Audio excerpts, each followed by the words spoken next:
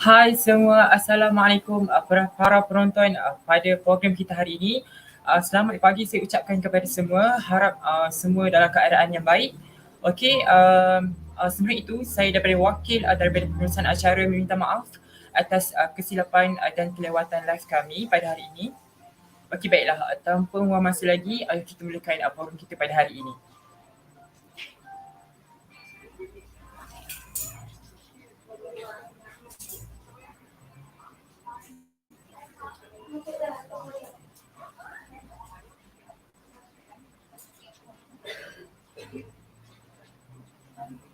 Sebentar ya.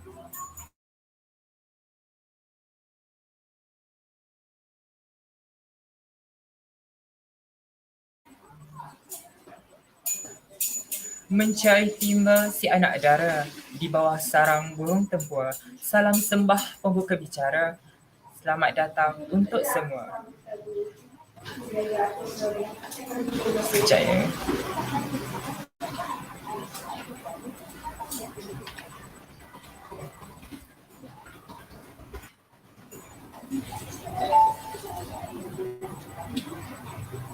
Maafkan saya, terdapat masalah teknikal sebentar.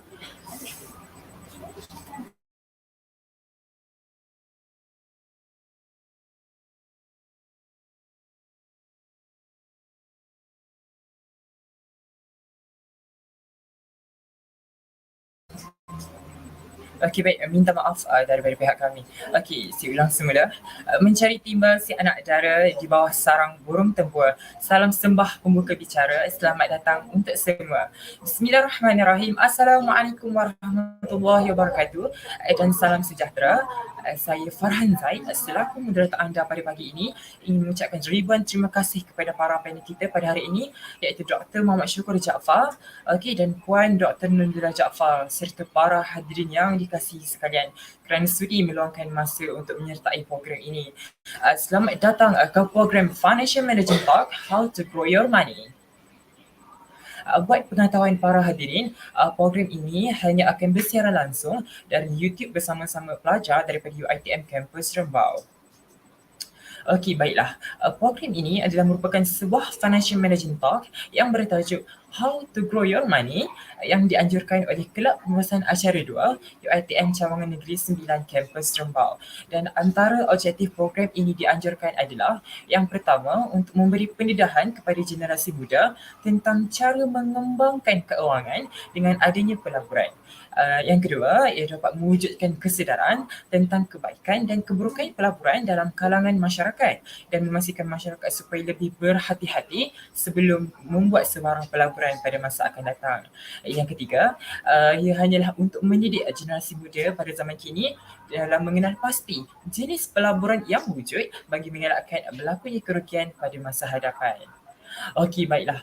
Mari kita teruskan lagi program kita pada hari ini dengan nyanyian dua buah lagu, iaitu lagu Negaraku dan lagu Wawasan Serti UiTM.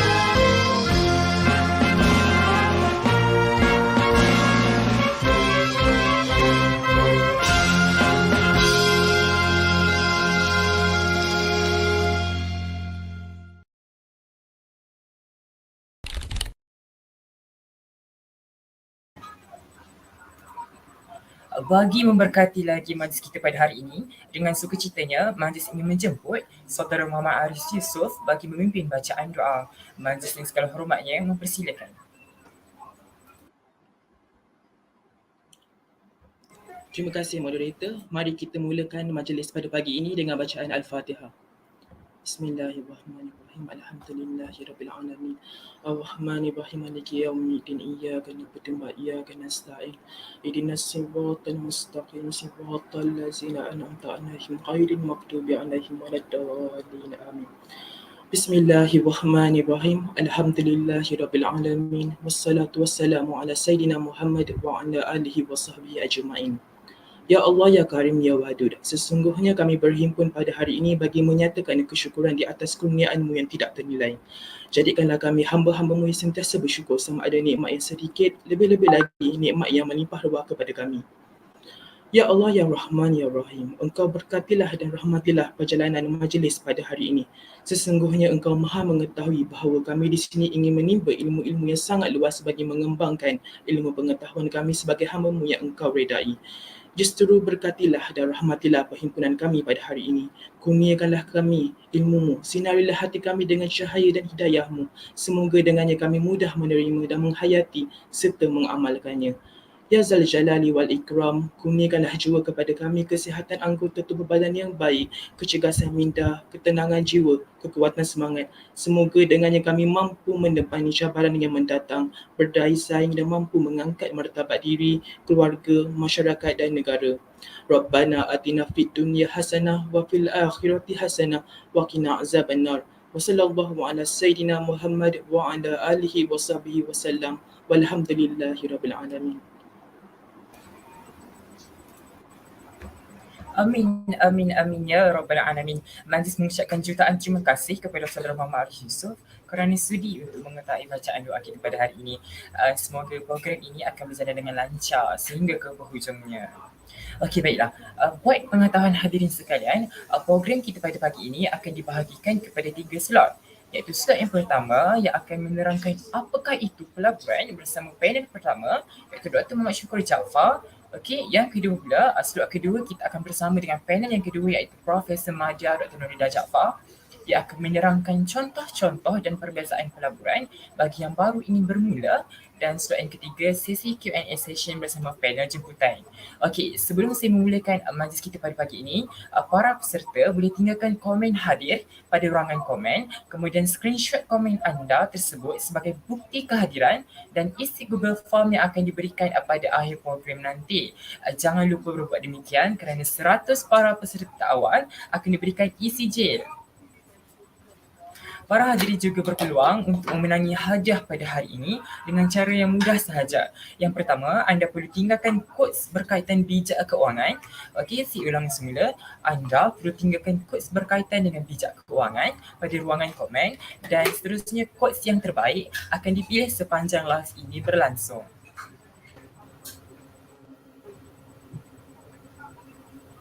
Okey, baiklah. Tanpa membuang masa lagi, saya ingin memperkenalkanlah panel pertama kita pada hari ini iaitu Dr. Muhammad Syukur Jaafar. Okey, saya rasa memang ramai semua sudah tahu dah siapa doktor ini. Namun mereka pasti mahu mengenali doktor dengan lebih rapat lagi. Baik, macam mana dengan Dr. Muhammad Syukur? Apa khabar doktor? Boleh kongsikan kepada penonton pada malam ini. Alhamdulillah Farhan. Okey, baiklah. Doktor, okey. Okey, baiklah. Tanpa melengahkan masa lagi, saya ingin memberi laluanlah kepada panel pertama kita, kepada Dr. Muhammad Syukur untuk memberikan sedikit sebanyak perkongsian mengenai pelaburan. Silakan doktor. Okey, terima kasih Farhan. Saya harap semua boleh lihat saya punya slide. Pertama kali saya ingin mengucapkan terima kasihlah kepada bachelor pelajar-pelajar daripada bachelor event management terutamanya ialah pensyarah yang terlibat dan juga ahli jawatan kuasa, dan juga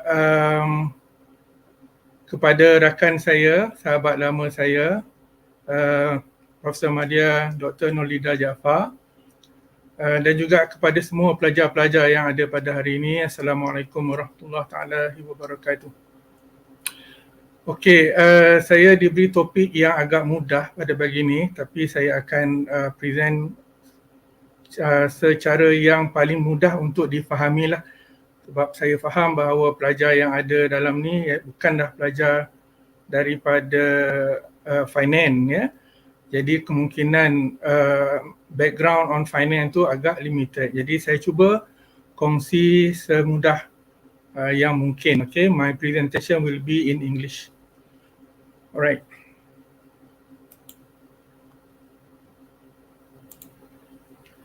Okay, topics given to me are three. That is, what is an investment, basic investment concept, and also how does investment benefit in the future. So these are three topics that I will cover this morning.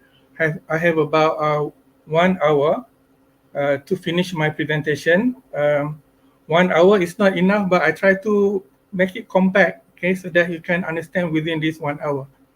Okay, so let's start with what is investment. Now, investment, before we go further on what is investment, we need to understand a basic of the investment. Okay, I give you a case study where actually we have one amount of money. Let's say that we have 1 ringgit in our hand, okay, or whatever value you have in our hand, and you keep it under the pillow. Okay, you keep it under the pillow. So if you keep under the pillow, the 1 ringgit will be the same value over the years. Okay, it will be 1 ringgit today, it will be 1 ringgit tomorrow, it will 1 ringgit after several years. But maybe after 50 years, this 1 ringgit will be very, very rare, and it will be in different value. That will be different cases. Okay. Normally, if we put our money in under the pillow, then the value or the ringgit will be exact at the same value. Now, there is one problem. When the value of money that we have remain the same, the price of the thing, the price of the services, the price of anything does not remain the same. It does not constant, but it increases. Okay, whatever price that you pay today will be in different price in tomorrow. Okay, next year, next 2 years, you buy nasi lemak today at whatever ringgit, the same amount of nasi lemak, the same amount of dishes will be at different price in the future. That will be a big problem if we maintain our money at the same amount. Okay. Now, let's say that the inflation involved is about 3.2. Okay, so this amount 3.2 I get from the BNN press conference on 13th May 2022. Okay, it's very current, and the Bank Negara projected that the inflation is around 2.2 to 3.2. I prefer to take the highest one because the fluctuation or the inflation of the goods are different from one things to another things. Some may be in deflation, some may be inflation, some may be much higher than 3.2, some may be lower than 3.2, but we take an average that the Bank Negara forecasted the inflation will be at 3.2 in 2022. Now, due to the inflation, the price will not be constant. The price will increase. What happens when the price increase? So, it will create the gaps in the purchasing power. Okay, it will create the gaps. So, what happens is that when you just hold your money in your hand, the gaps of purchasing power become bigger and bigger and bigger, so that in the future, you can't buy anything at the same price of today. Okay, so that will be a problem because our money did not grow, but the price grew. Okay, so what we need to do is it's very traditional that we put under saving. It's very traditional that we put our money into saving. But you must understand that saving pay very low return. I'm not referring. I more prefer to refer on return rather than the interest. Okay, so you put saving in the Islamic account. Now, I try to find the best return in Islamic account, but I found the highest is from M Bank Islamic Saver Gang account I. Gang account I is for kids. Okay, is for kids. All right, 18 years and below. All right, and the payment, the sharing profit is about 2.2%. It's the highest. A normal account I in other different banks, they pay about 2.25 up to 0.85. That's the range. 0.25, not 2, 0.25 to 0.85. That is the range of profit sharing in I account, okay, in various type of banks. Okay, so as you can see there, if you put in saving when the return is about 2.2, the highest, it can be much lower, and the inflation is about 3.2, or it can be much higher. The amount that you grow from your saving might not be at the similar rate or at the similar value compared to the price in the future. Okay, so the price will become much higher than the amount of the saving. So your purchasing power still will be lower if you put your money into saving. So what will be the alternative? Well, so what you can do is you can go for investment. That will be your alternative. And those who are very good or have knowledge in investment, they tend to put very minimum, okay, in their saving. They just put a minimum. So in the saving is for their monthly usage. Okay, if they have an excess of that monthly usage, they will transfer the difference into investment so that they can get a bigger return. Okay, so the bigger return can combat the inflation that been created to the price. Okay, so when you put an investment, how much will be the return? Return will be vary, but return can be much higher than saving. So the return is depending on where your investment are. If you put in ASB, the return is about 5.6, 6.5, 7%. You can put in the tabung haji, okay. You can put in any mutual fund, okay. All right, so that will be the alternative, a simple type of investment, very low risk type of investment. But the return will be much higher than saving, will be much higher than inflation. So if the return higher than inflation, what you can get is you get a bigger purchasing power. When you get a bigger purchasing power, not only you can buy whatever things or goods that you already bought or you bought last time, but you can also buy additional goods because the return or the value that you have is much higher than the value of the currency or the value of the money that you hold under your pillow. Okay, so that is an investment. All right, so here most of the people, when they go for investment, they are looking for wealth. Okay, they are looking for wealth. So a part of combating inflation, they are looking for wealth. Okay, so that they can get or they can grow their money. Instead of having 10 ringgit, after a year, it become more than 10 ringgit. After 2 years, it become bigger and bigger and bigger. That is what we call as wealth. Okay. Okay. So investment in simple definition, we can say that it is an act of putting money, but not only money, it can be an effort. It can be a time.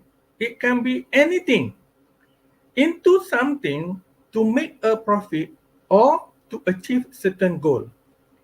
So when you talk about investment, don't just think about money.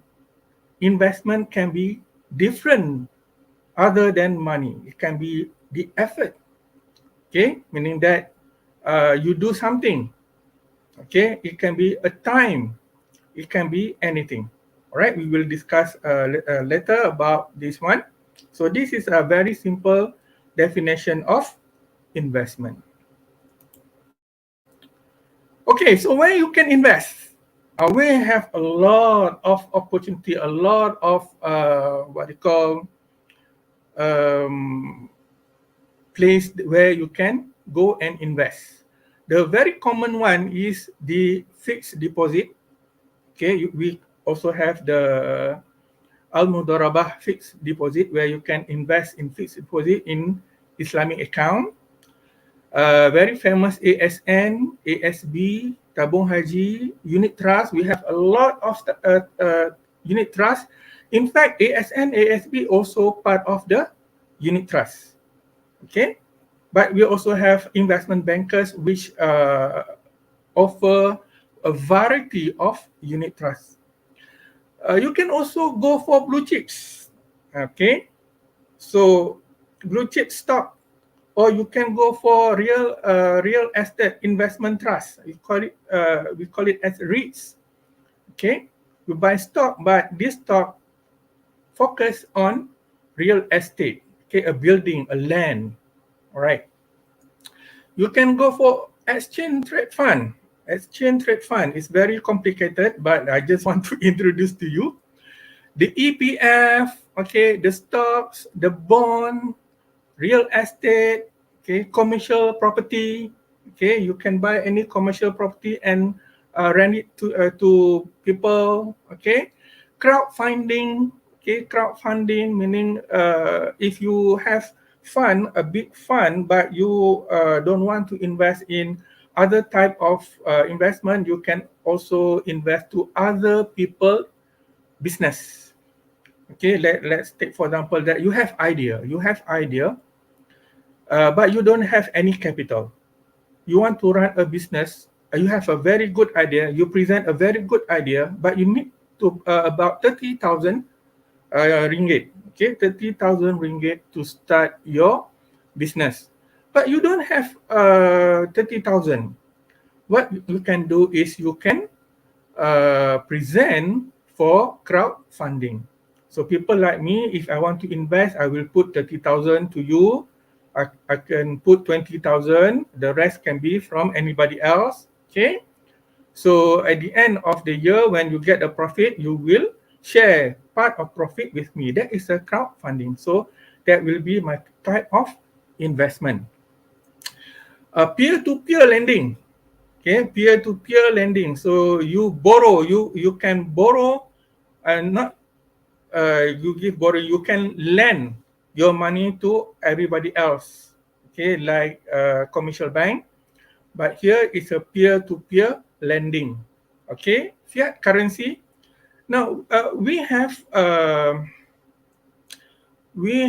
the virtual currency where you can buy and sell currency virtually. But when we talk about fiat currency, it is an actual currency. Okay, the actual currency where you go to the money changer, you buy a currency and you hold, and you find that someday the price go much higher, you sell back. Okay, this is a fiat currency. You can also invest in gold. Okay, cryptocurrency, futures. We have futures and option. Okay, we have the private PRS is a private retirement scheme. Private retirement scheme is very much like EPF. Very much like EPF, but EPF is conducted by a government. Private retirement scheme is conducted by the what you call a company. Also, you can buy insurance. You can invest in insurance. We have several types of insurance where it can give you a return, a type of or insurance linked investment. We call it insurance linked investment. Okay. Collectibles. A collectible can be anything. Rare, something that rare you can collect and then you can sell back. Painting, for example. We have something like art. Okay, you have rare materials. Okay, very rare material. Just now I mentioned about the money that you hold under the pillow. Okay, the money when you hold under the pillow for 50 years, for example, for 50 years, that money become rare. And that RM1, for example, maybe, I don't know, that RM1 after 50 years, somebody might buy that RM1 for 10,000 ringgit. Okay, because it become rare. Okay, so if you want to try, you can put RM1 now under the pillow and hold on for 50 years. Okay, that is what we call it as collectible. Okay, you buy something and then you sell back. The collectible can be anything that you think that people might interested to buy in the future. Okay. Or hobbies. Anything about hobbies.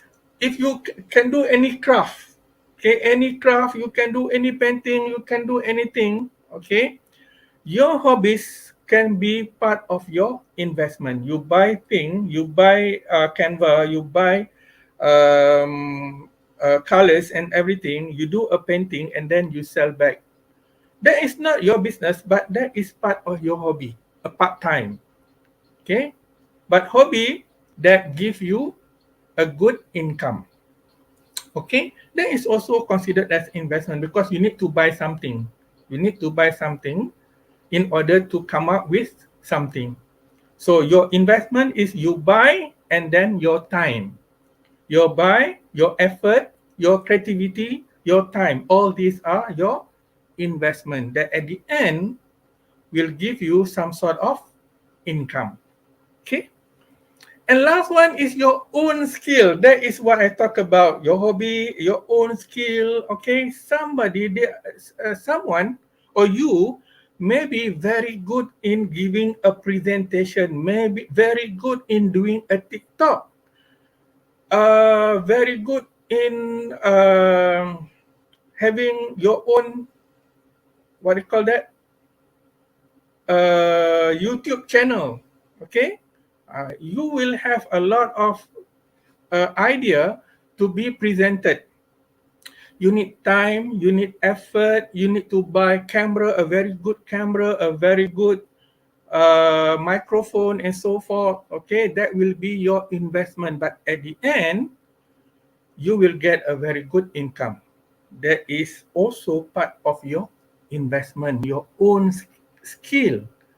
Okay, you do not know unless you try. Okay, try to do something. Can it generate any income to you? If it can generate any income, then you can go on, okay, and proceed with your skill. Okay, these are among, we have a lot more. These are among investment that you can go into. Okay. The second one, we go, what is the basic concept? What is the basic concept of the investment? So we need to know in investment, there are a few concepts you need to understand. Okay. In investment, it always relate between risk and return. Okay, when you invest, there is a risk and there will be a return.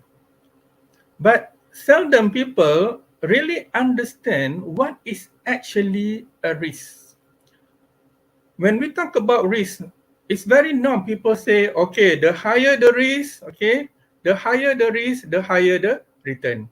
When, okay, this line represent the higher the risk, the higher the return. That is a very common word in investment. When we talk about investment, people will think about the risk and the return. If you want to have a good return, you have to take a higher risk of investment. But something you must understand, risk is a chance, is a chances actually.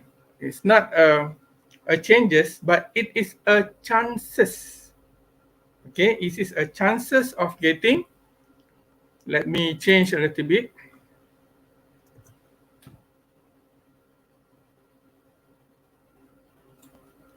Okay, it is a chances of getting profit.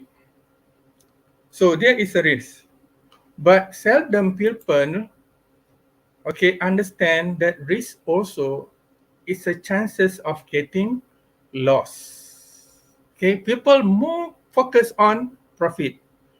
They always put behind the chances of loss. So once you talk about risk, it always in two ways. Either it is a profit or it is a loss. So this is where management of risk come into picture. You must know how to manage your investment. Okay, we can go to the lowest type of investment. For example, here I put fixed deposit. Fixed deposit, or you invest in al-mudarabah type of account. Okay, fixed deposit is considered a low risk. But of course, as we learn, when the risk is low, the return also low. Okay. Now, if you want to increase, you might select much higher risk type of investment. What will be? For example, mutual fund. Why mutual fund much higher in terms of risk but much higher in terms of return compared to fixed deposit? Now, in fixed deposit, the return has been set. Okay, the return has been set. How many percent, how many percent, how many percent. Okay, even though you invest in al-mudarabah, the profit sharing also be set. Okay, but in mutual fund, the calculation of return will be calculated at the end of the year. Okay, at the end of the year. That is why you do not know actually. It become much higher in terms of risk. You do not know. But from the record, we can see there are lots of mutual funds that pay much higher than fixed deposit. We have, okay, a lot of mutual funds that pay much higher than fixed deposit. But you might experience that mutual fund pay much lower than fixed deposit. There is a risk. Even though in record there are a lot of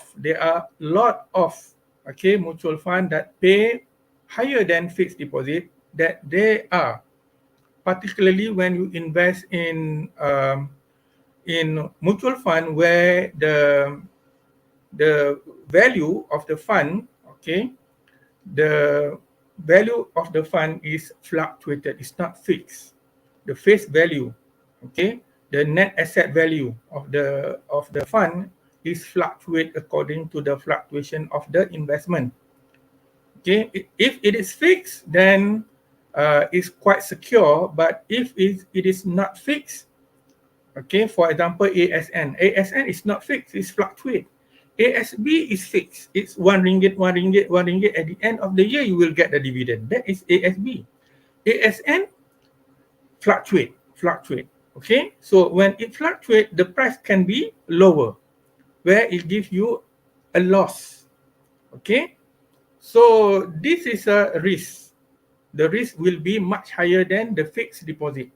But again, as I said, we have a lot of records where when they declare a dividend, the payment of dividend is much higher than the fixed deposit. You want to get much higher return? Okay, you can go to stock.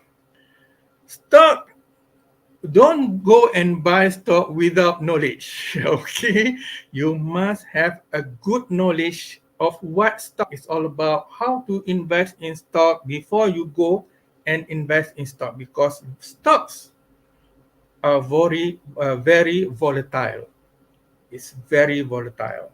Okay, you can buy stock at 1 ringgit today, tomorrow it become 80 cent, next week it become 50 cent. Okay, or you buy a stock today at 1 ringgit, tomorrow it become 1 ringgit 50 cent. Next week it become 3 ringgit. Okay, we don't know. It's very volatile. You need to have very good in analysis.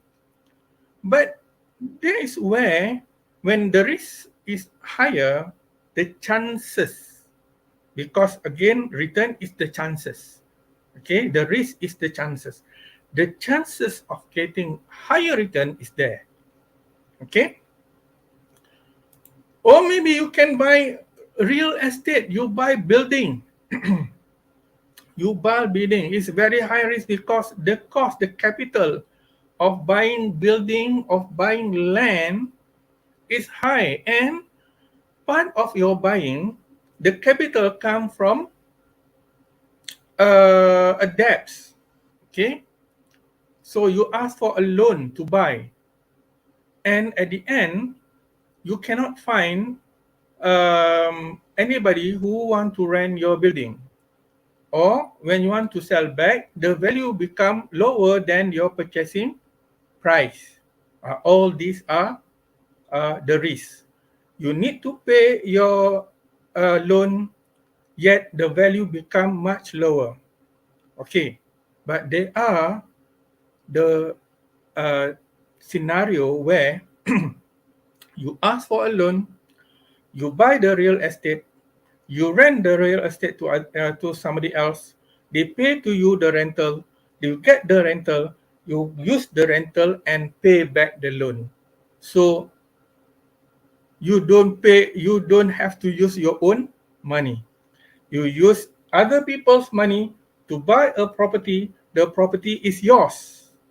You rent the property to somebody else, they pay to you, you get the money from somebody else. So somebody else's money you use to pay somebody else. Okay, the property is yours. That is a real estate.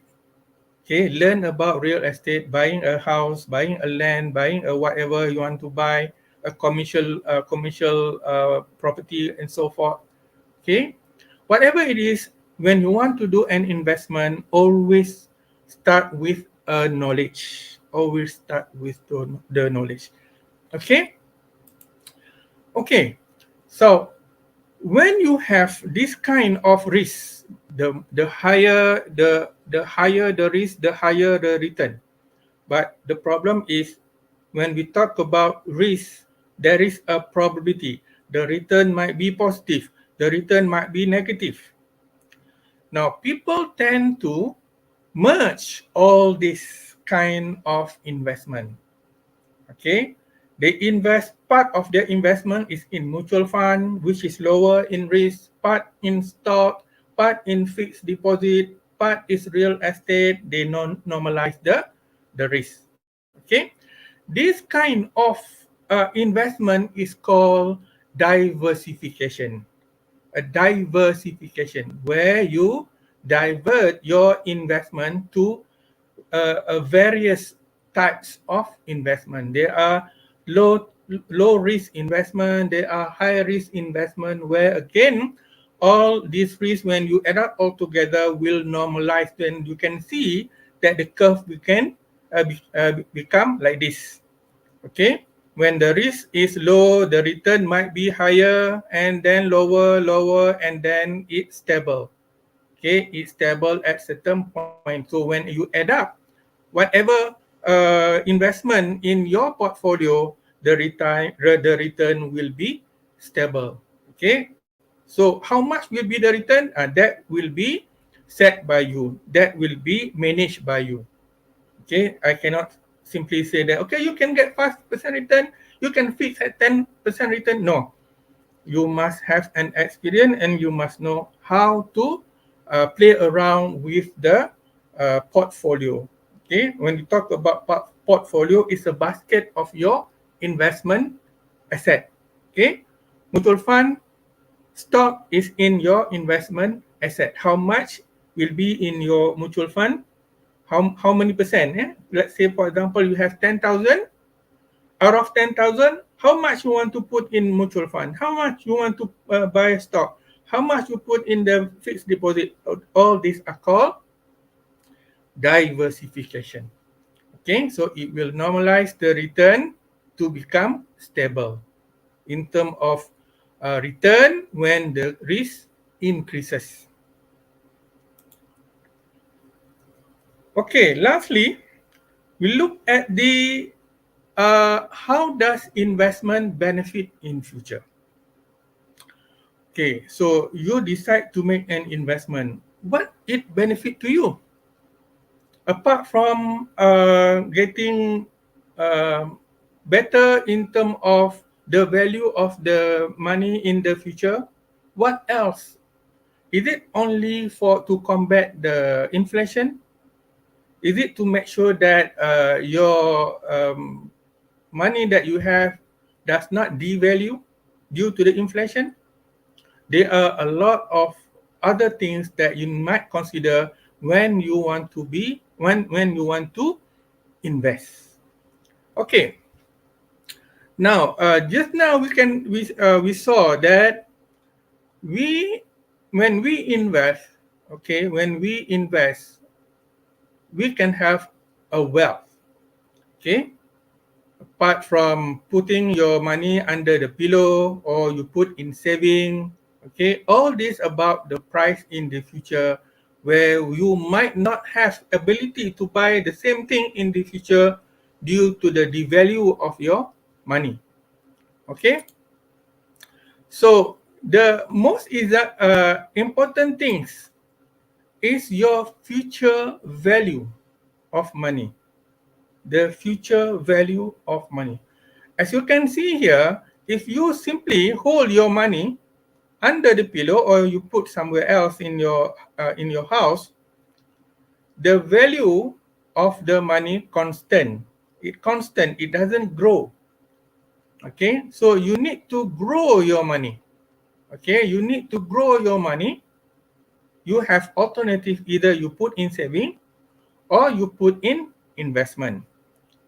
If you put in saving, the return will be slightly lower than the inflation. But if you put in investment, what will happen to your value of money? Okay, when we look at the investment, your money will be grow in the future. So how actually this money grow? If you put in investment, apart from stock where the value is fluctuated, just simply you put in a fixed deposit, for example. Okay, you put in ASB, for example. Okay, so how this investment grow your money? Okay, let's take, for example, that you have invested today. Okay, at any amount, you invest for 1,000, you invest for you can start with 10 ringgit to open the account. You can start with 100 ringgit and then you top up every year, for example. Okay, but at the end of the year, you will be given a return. The return can be in terms of dividend. The return can be in terms of bonus.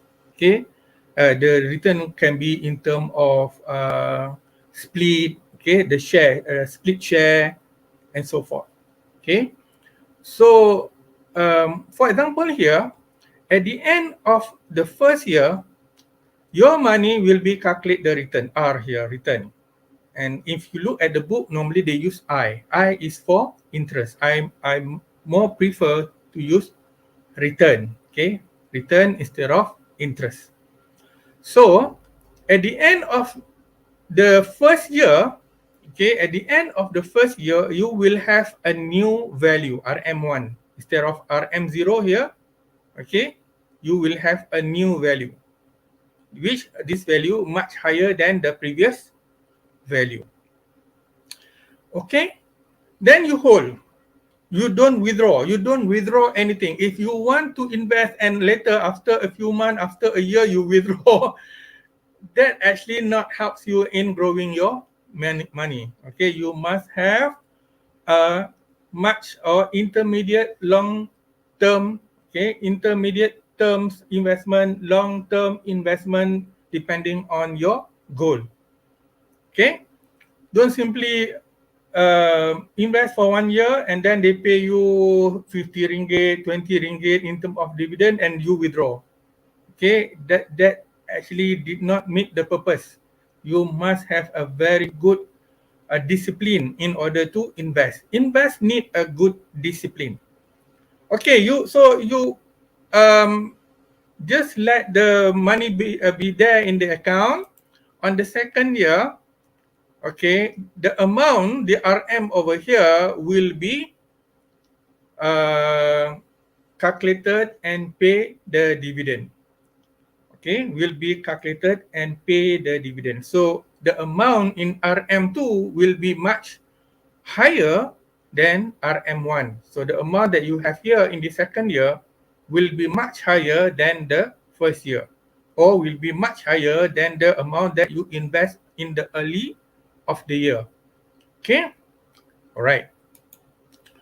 You let the money be there in the account and until the third year. On the third year, there will another declaration depending on what type of your investment. If you invest in fixed deposit, for example, fixed deposit, conventional, you can simply know what will be the amount. Because in fixed deposit, conventional, don't invest in conventional, okay? All right. If you invest in conventional, they will calculate for you, okay, in straight line so that you can see how much is your money in the account after 1 year, after 2 years, after how many years, okay? But in Al-Mudarabah, it depends on how much that the bank declare the profit sharing on that particular year, how many, okay? So that money will be calculated upon to the portion of your profit sharing. 60-40, 70-30, okay, that will be the portion of the profit sharing. And it goes years until to 1 year that you decide to see how much, okay, how much is your money after 30 years, after 20 years.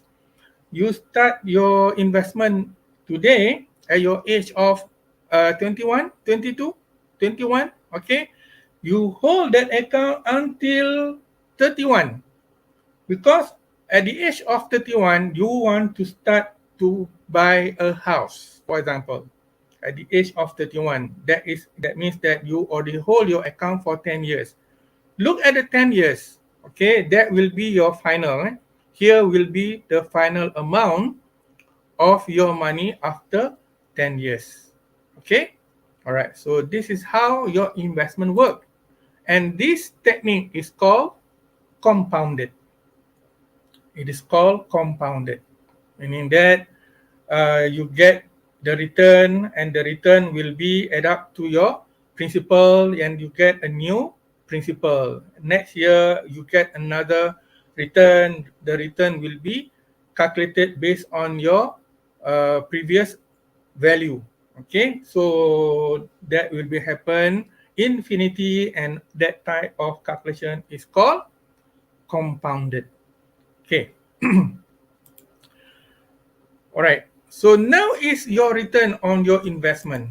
What if you want to get higher return?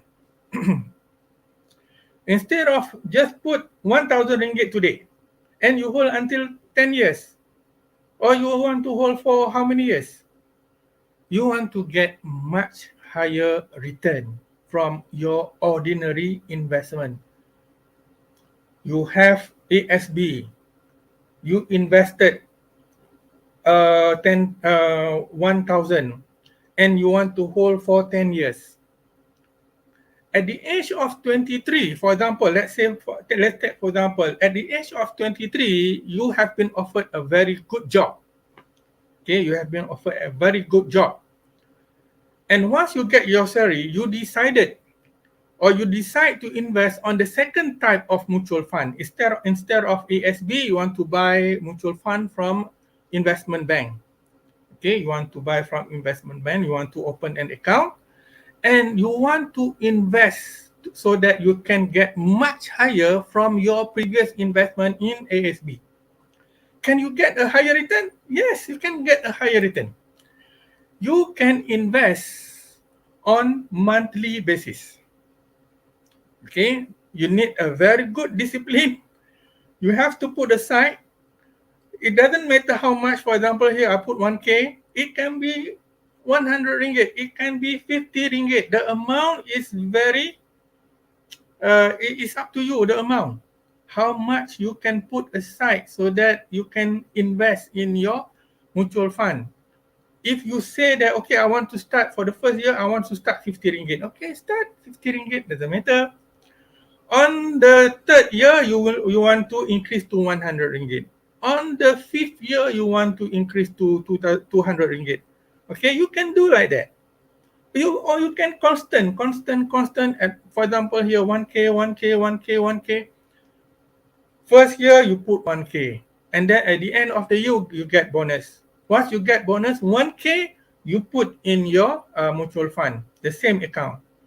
At the end of the year, again, you get the bonus. Okay, you put another 1K. Every early of the year, you add up 1K, okay, or whatever value. So once you do like this, the amount here will be increases, okay, will be increases because the previous amount, when you get the value, and the value will bring forward to the next year, this value RM1 here, this value will have additional 1K. Will have additional 1K. So when they have additional 1K and they declare a dividend, you have RM2 and bring forward to another year. On the another year, there is additional 1K. That happened, and the amount every time they calculate the dividend will be bigger. In terms of the dividend is stable. I mean that if they declare 5%, that it will be the 5%, but the amount of your account increases. Okay, the amount of the account increases, which make the total amount later on after they declare dividend become much higher. Okay, this need a very good discipline of yourself. Okay, so this type of investment is called annuity. It's called annuity, right? So it can be even annuity where the amount of annuity is the same throughout the years, okay? Or it can be an uneven annuity where you can put 100 this year, 200 next year, 300 next 2 years, and so forth. Okay? The more you put, the more the dividend that you get by end of the year.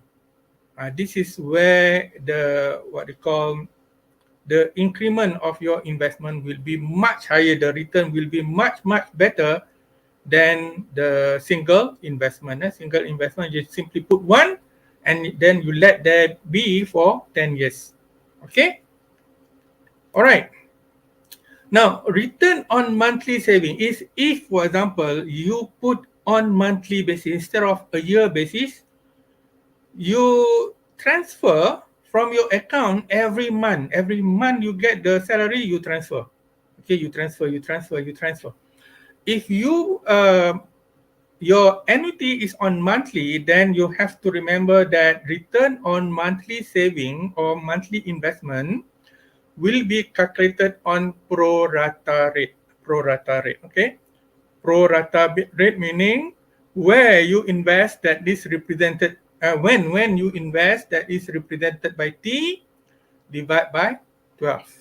Okay, let's take for example, this month is June. That is middle of the year, meaning that you are going to invest to end of the year. You have 6 months to invest. To end of the year, because at the end of the year they will calculate the dividend. Okay, so you have 6 months of investment.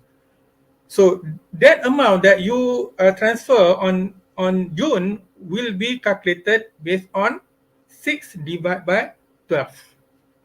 Okay, how many dividend they declare? Multiply with 6 divided by 12. Okay, that is what they call it as pro rata. So meaning that if you invest on January, that will be 12/12, that is 1. February will be 11/12. Okay, if you invest in the beginning of December, that will be 1/12.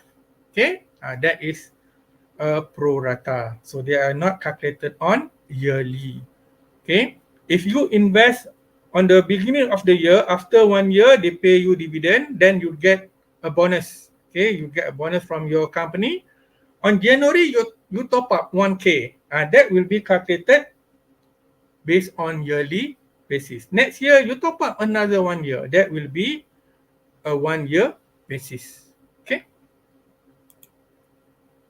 Okay, so what benefit you when you do your investment? Number one, of course, you grow your money. You don't make your money constant at value. As we see, okay, when you make your money constant at value, you cannot buy the same thing in the future as the thing might grow in terms of price due to the inflation. And you must remember that the inflation that we have that been announced by BNM is an average of most consumed product. Okay, it's an average of most consumed product. So some product might be much higher. It can be 15%. It can be 20%. Okay, compared to most consumed product. Okay. It can be a passive income. You just put in ASB and do nothing for 10 years. Okay, do nothing for 10 years. At the age of 31, as I said, you want to buy a house, you need to pay a down payment. Of course, down payment is 10%. Normally, it's 10% of the house price. If you buy 300,000 condominium, then you need to have 30,000 in your hand as your down payment. 90% come from your loan, okay, your mortgage, right? So you need a fund, right, to buy a house. You need to have an amount of money, okay, as start to buy your house. So you can put somewhere in investment and do nothing for many years. That is what we call it as passive income. Okay. Reach your financial goal. Okay. You target to buy anything, as the example is to buy a house. You target to buy a car. Okay. You target to get married. Okay. You target to go for holiday. Okay, you want to go Switzerland. Okay, I think nowadays Switzerland becomes so famous everywhere. You look at the Facebook, you look at the Twitter and others. There are so many people going to Switzerland. Okay, so you want to go Switzerland some more. Okay, go. You want to do your Umrah. You want to go to Turkey, and now they change into Turkey. Turkey. The Turkey, all right, now being changed the name. Okay, so reach your financial goal.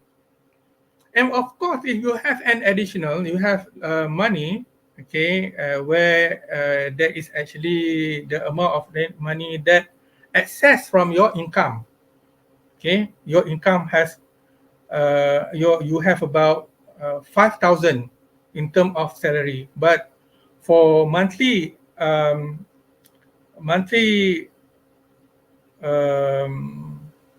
I mean, how much you spend, your monthly spending is about 4,000.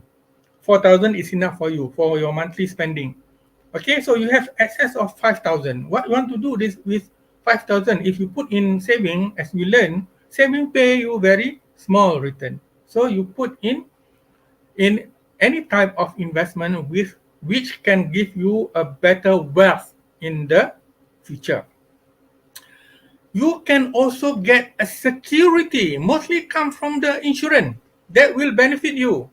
Okay, you invest in insurance. We have, as I said, we have investment linked insurance where they pay you dividend, they pay you bonus at the same time. They give you a security in the event of death, in the event of hospitalization, in the event of injury, accident, in the event of disability, and so forth. They will pay you. Okay, and that also a very good type of investment. Invest in insurance. Build up own business. You have money. You want to set your own business. You want to buy. Well, what idea you have now to invest? Okay, in terms of business. So you can start any type of business. You can have your small stall. You can buy a burger stall and do it as your part-time. Okay, part-time business. You already have a good job, but you want to do a part-time, especially after office hour or during a weekend. Invest and set up your own business. Okay, be part of a new venture. You might heard or your friends call you, okay, asking you whether you are interested to join them in their business. You might be interested, but you don't have time because you have your own business. But what you can do is you can become their partner, invest in their business. Okay, you might see that this kind of business is very promising. Okay, put some of your money and become their sleeping partner. We call it as a sleeping partner. Their part of their venture. Okay, some big company they use investment as the hedging. Hedging. What is a hedging? Hedging actually a technique where they can settle the problem of the fluctuation of a price in the future. Okay. Example. You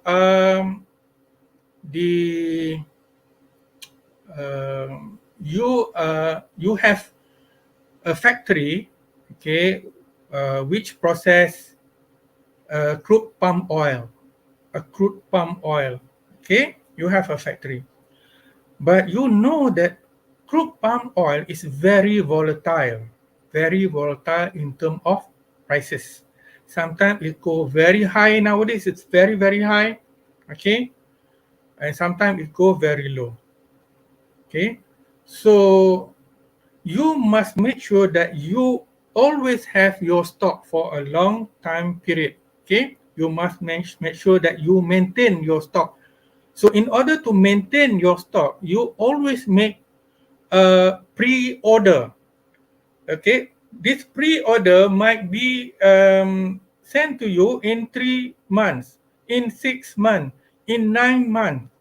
Okay, so how you are going to know that the price, okay, when they send to you will be at the same price? Sometimes before delivering, they will contact you and say that price of this month will be this much.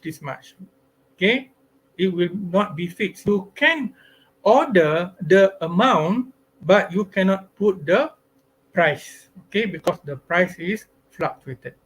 So this is where the technique of futures and option come into, where they can play around so that if you lose in the future, when you need to buy any commodities at much higher price, you can set up the gap, okay, by using the futures and option. Okay, we also have a tax deduction if you make an investment. You invest in SSPN, you will get tax deduction. SSPN is part of the investment. You will get the return. You invest in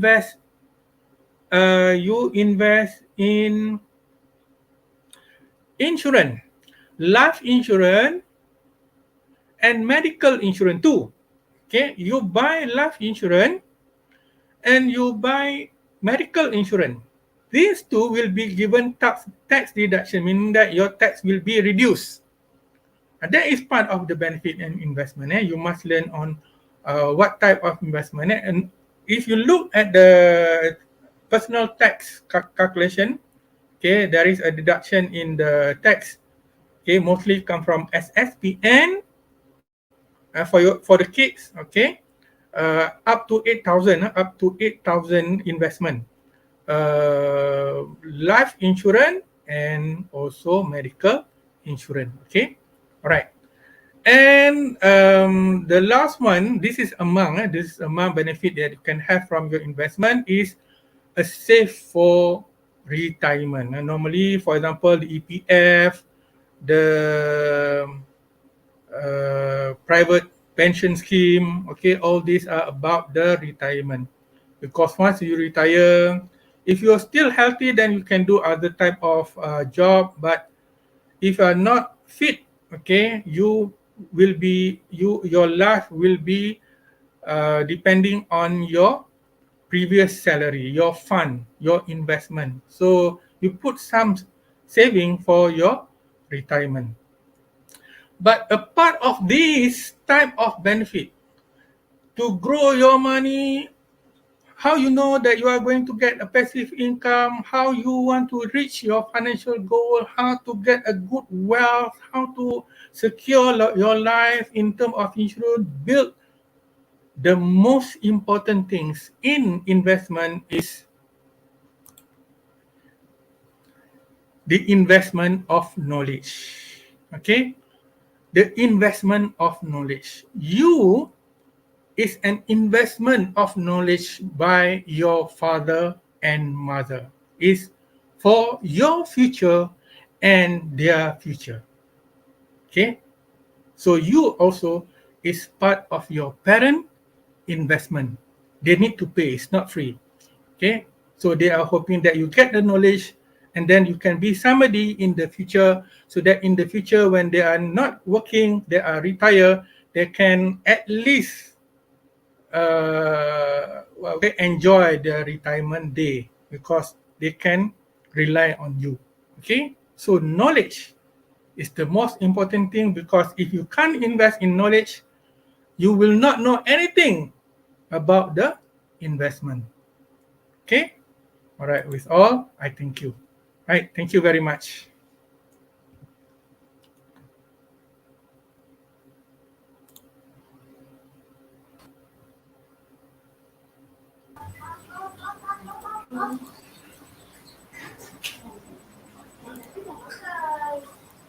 Terima kasih diucapkan kepada Dr. Muhammad Syukur bin Jaafar di atas perkongsian yang sangat menarik itu tadi dan penuh pengisiannya. Okey, walaupun pelaburan itu banyak kebaikan, ada juga buruknya untuk kita semua faham dan pelajari.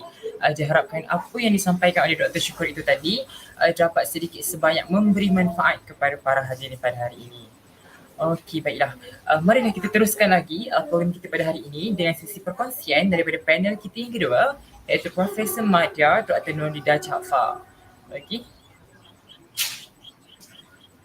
Alright, Assalamualaikum Prof. Apa khabar Prof?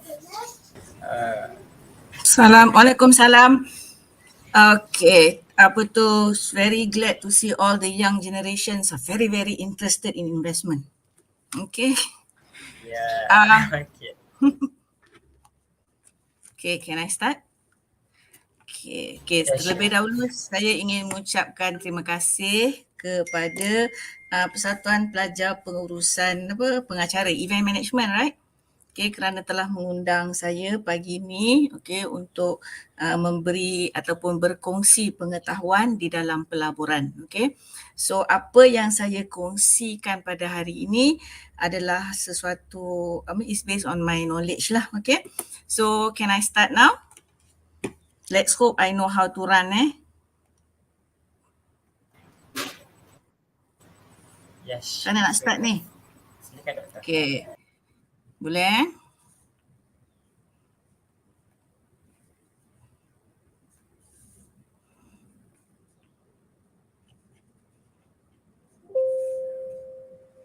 Can you guys see my slide or not? Boleh tengok tak slide I? Boleh Okay. So, today, I'm, let me introduce myself. Okay, I'm Associate Professor Dr. Nurida Jaafar.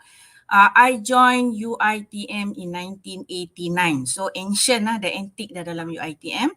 So, I've been in the Faculty of Business Management in a lot of places. Okay, I was in Perak and I was in Johor. Then, I was in Puncak Alam, Shah Alam. Okay. So Dr. Syukur is my colleague, satu department, okay.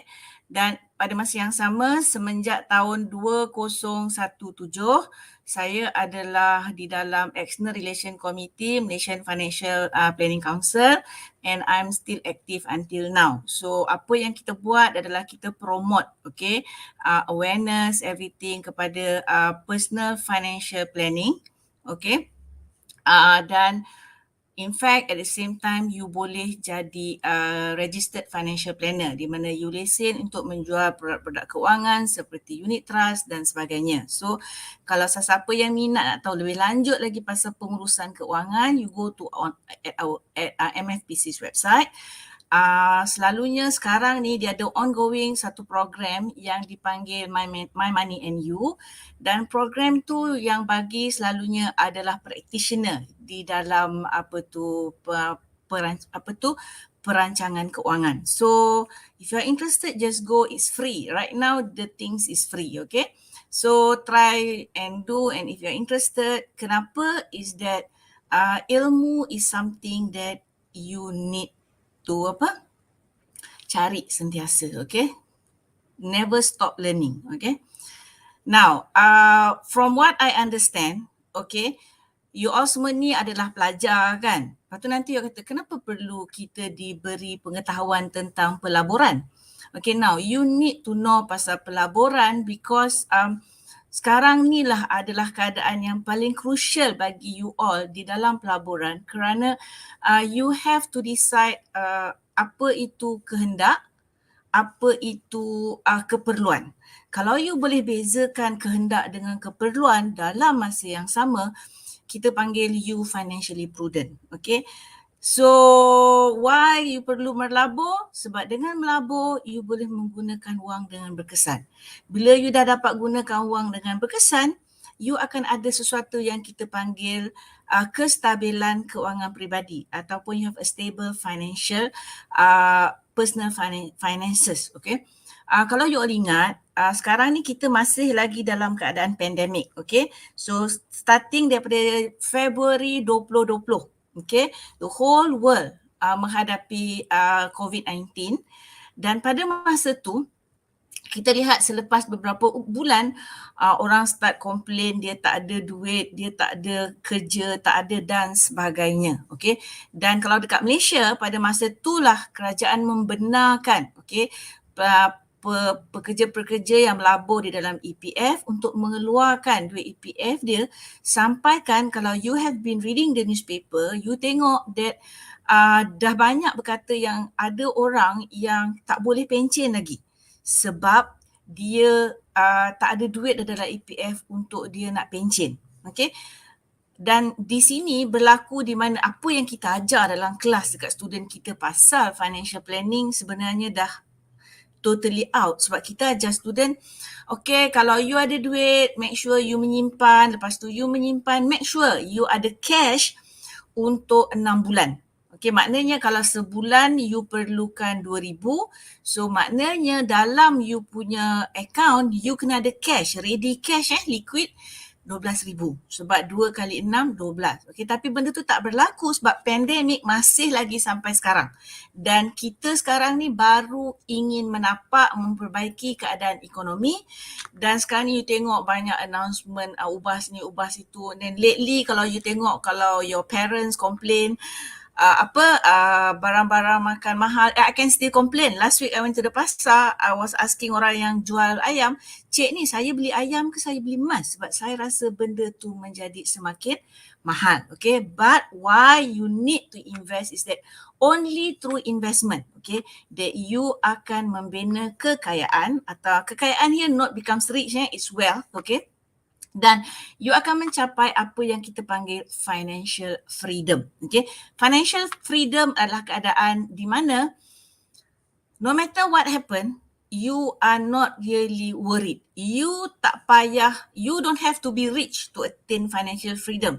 The most important thing is that you are comfortable. Itu saja. Okay? Maknanya tak adalah macam nak makan pun ambil calculator, kira. So those are the things that is necessary. Okay, I know you say that you are student, nak labur apa, mungkin you tak sedar. Okay, dalam keadaan sekarang sama ada you sedar atau tak sedar, okay, pelaburan untuk awak semua telah dimulakan oleh ibu bapa dengan berbagai-bagai cara. Okay, tadi Dr. Syukur mention pasal SSPN, Dr.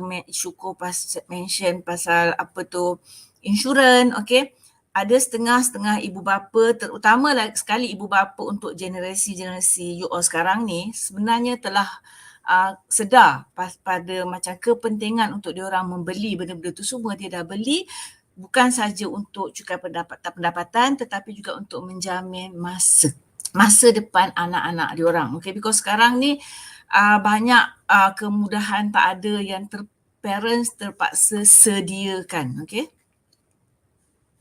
Okay, now this is what I share because I use this slide. Saya gunakan slide ni masa saya present dekat Sabah dulu. Okay, so bila saya buat kat Sabah, so I come up with this. Okay, you must get what we call as financial well-being. Apa dia financial well-being? Okay, financial well-being ni adalah sesuatu keadaan di mana seseorang itu mampu untuk mencapai dia punya keselesaan di dalam perancangan keuangan.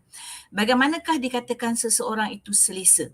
Nah, seseorang itu dikatakan sebagai selesa di mana keadaan keuangan dia adalah cukup untuk menampung perbelanjaan semasa dan menghadapi kemungkinan di masa hadapan.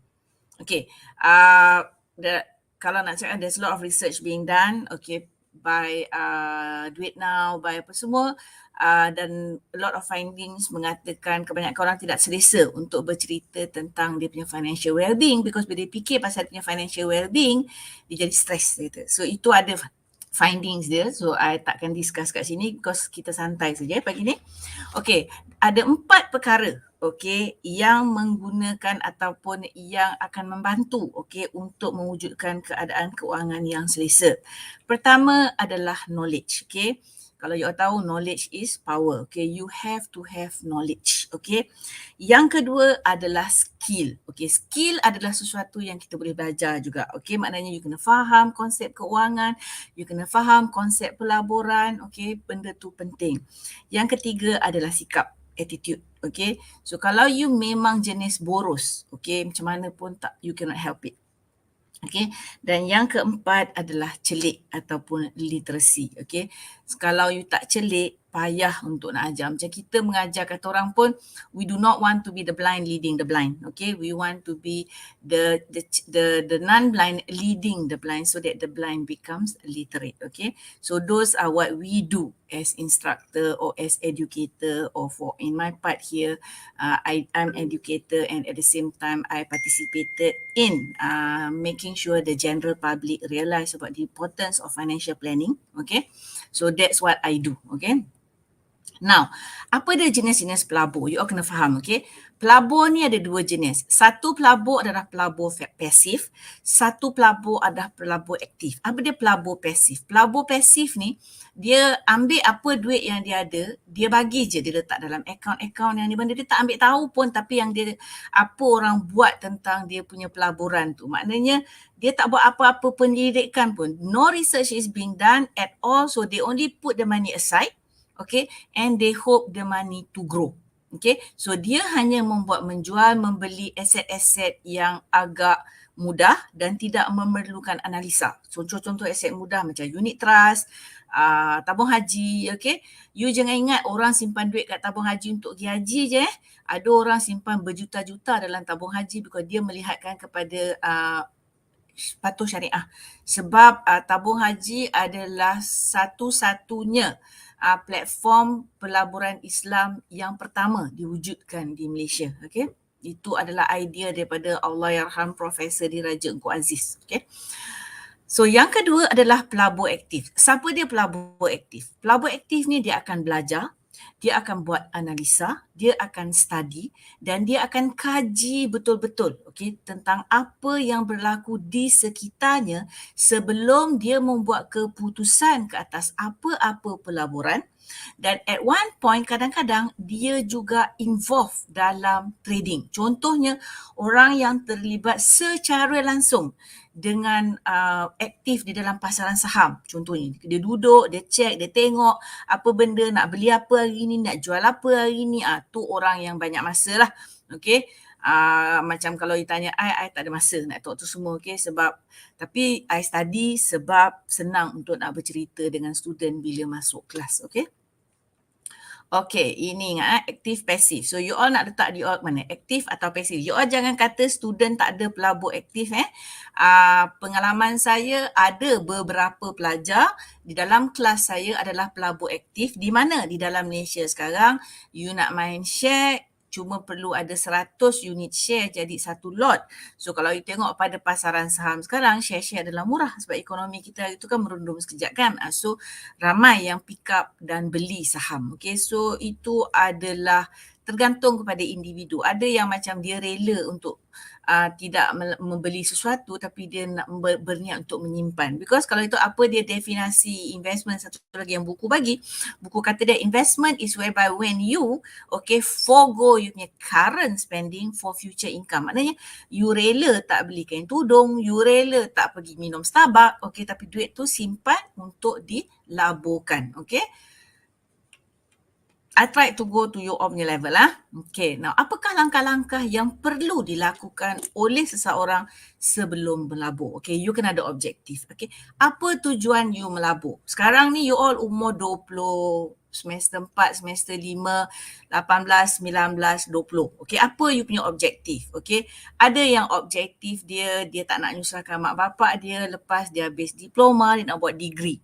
Dan degree tu kalau boleh dia tak nak ambil PT-PTN, dia nak pakai duit dia sendiri. So what they do, dia buat part-time job, duit part-time tu dia kerja. Kenapa I bagi contoh ni? Sebab ada pelajar dalam kelas I yang cerita kat I, dia tak ambil PT dan tiap-tiap kali cuti semester dia pergi kerja, McDonald ke KFC ke, dan duit tu dia simpan, dia gunakan untuk bayar dia punya fees pada semester hadapan. Itu objektif dia menyimpan ataupun melabur. Ada juga yang melabur sekarang sebab dia kata sekarang bila dia umur 30 dia nak kahwin. So kalau boleh dia nak ada duit. Ada juga yang melabur sebab yang orang yang betul-betul dynamic, yang ada vision, dia kata saya mahu menjadi millionaire bila saya berumur 45 tahun. So maknanya dia ada strategi dia sendiri. So you have to have an objective because daripada objektif itulah you akan ada strategi. Okay, strategi itu adalah penting kerana ia akan membantu membuat perancangan. Okay, dan bila you buat perancangan, you akan buat satu perancangan keuangan yang bijak. Apa maksudnya bijak? Maknanya you try to maximize your return. Okay, and minimize your risk lah. Dr. Syukur tadi cakap pasal risk and return kan. Okay, Dan bila you buat perancangan untuk melabur, tolong tolak idea untuk untung cepat. Okay.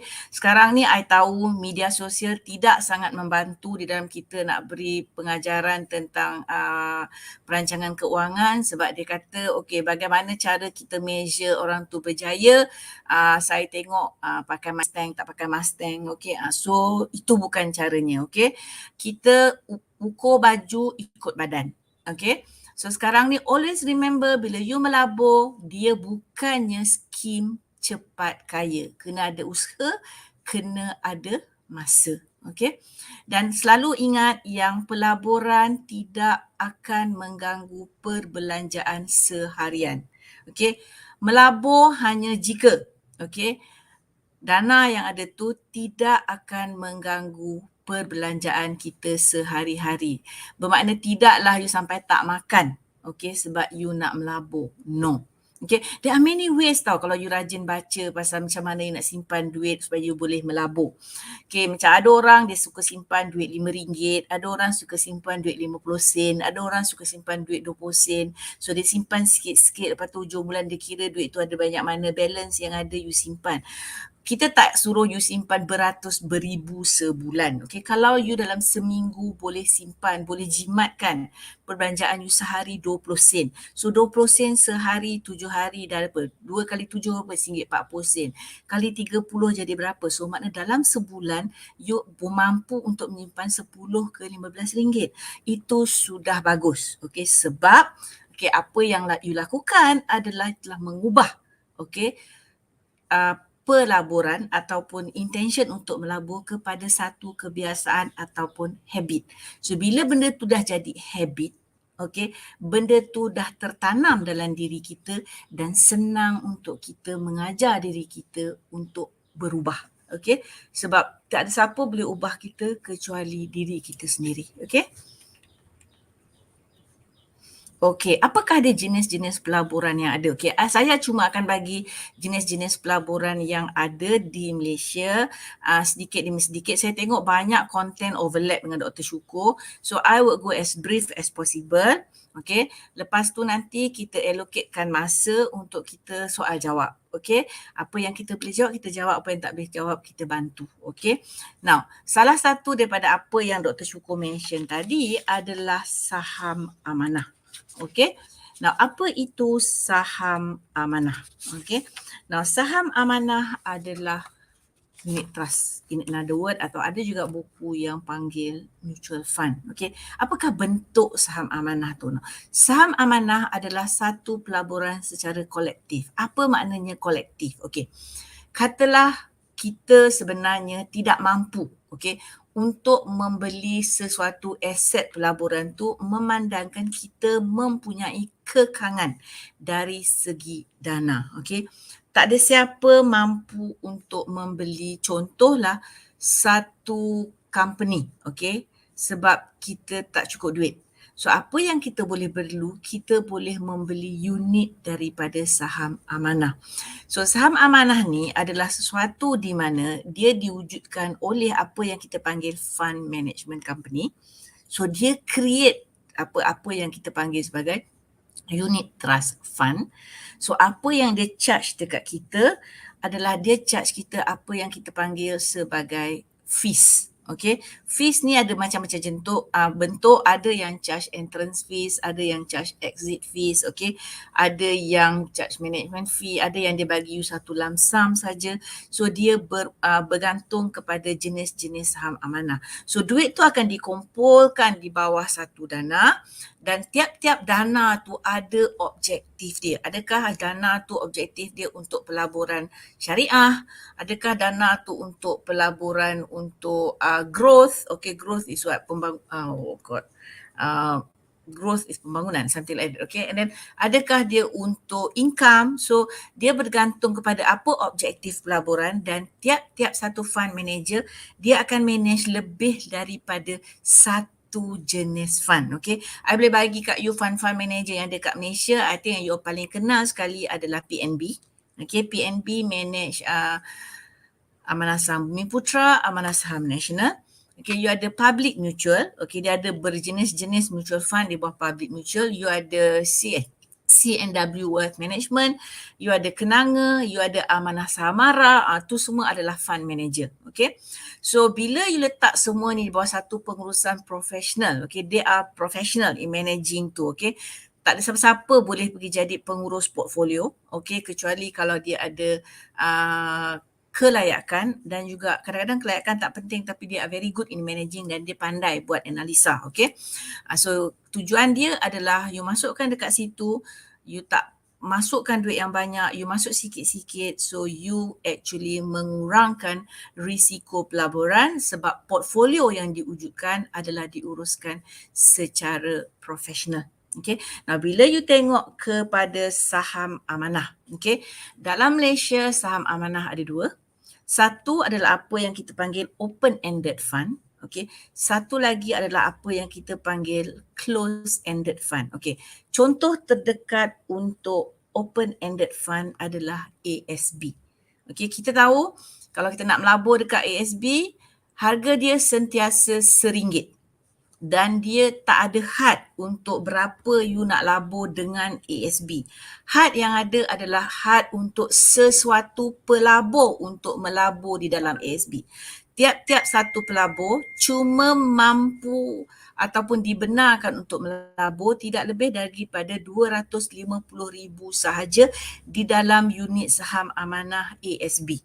Okay, you boleh masukkan RM10, you boleh masukkan RM15, you boleh masukkan RM5,000, bergantung, as long as at the end of the day, okay, you punya jumlah tu tidak akan lebih daripada RM250. And then ramai orang yang dah macam benda tu dah lama daripada tahun 80 lebih 90. So benda tu dah lama, so ada yang dah maksimum. So apa tu dia orang tak pernah keluarkan duit tu. So what they did is the ASB that created ASB 1, ASB 2, ASB 3 dan you punya dividen dipindahkan ke situ. Okay. They are very professional. One thing about ASB is that I think was in the 2000 ke dia buat satu di mana kalau you mengeluarkan duit ASB lebih daripada RM5,000 setahun, so they will charge you and then you will not get bonus. Adalah you have to tengok dekat website dia. Okay, now another one is close-ended. Now close-ended ni dana tu akan diwujudkan selepas dana tu diwujudkan, dia ada limit. Okay, katalah macam dana yang saya boleh cakap diwujudkan yang you paling senang nak faham adalah ASN. Now ASN adalah close-ended fund di mana dana dia ada banyak tu saja. So bila dana dia ada banyak tu, okay, you can only subscribe for that particular amount. There is no such things as oversubscribe. So kalau dia letak 50 juta sahaja jumlah unit amanah, dia cuma boleh beli 50 juta saja. So sebab dia close-ended, okay, dia punya nilai aset bersih ataupun net assets value akan berubah-ubah dari hari ke hari. Kenapa dia berubah-ubah dari hari ke hari? Sebab, okay, dia bergantung kepada permintaan dan juga penawaran. So kalau dia ada unit lebih, you boleh beli harga yang murah sikit, tapi kalau ramai orang nak beli, harga dia akan naik. Kalau tak silap saya, the last time saya check minggu lepas, NAV untuk ASN adalah 80 sen. So maknanya satu unit ASN adalah 80 sen dan dia adalah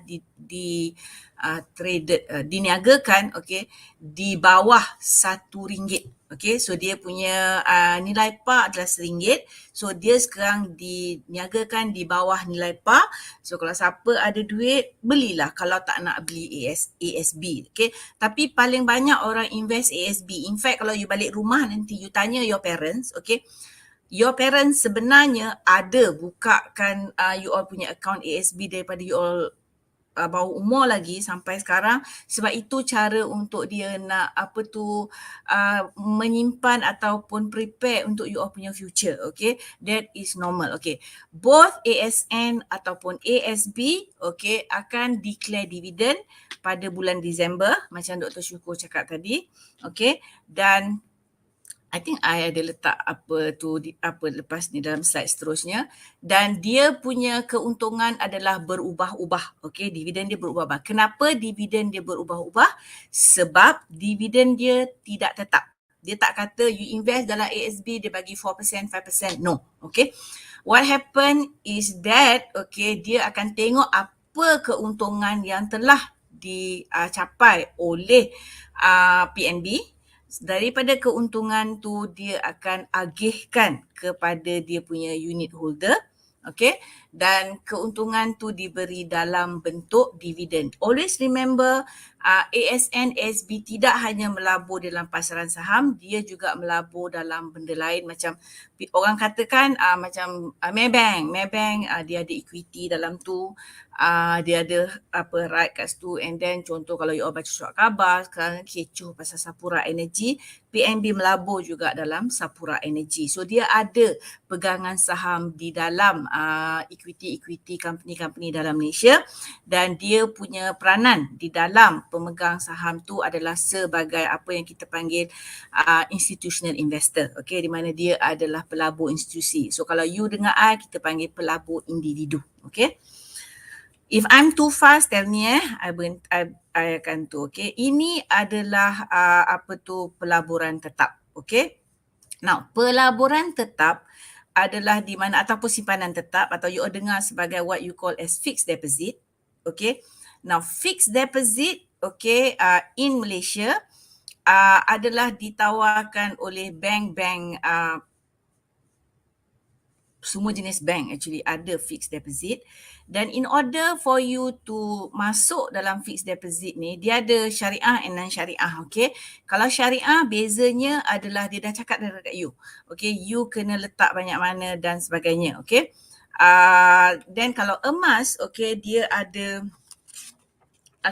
kalau risiko rendah, and then kalau yang tak syariah dia cakap you dapat 3%, 4%, macam yang dekat sini yang I tunjukkan dekat ni. I hope you can see it clearly, macam Affin Bank.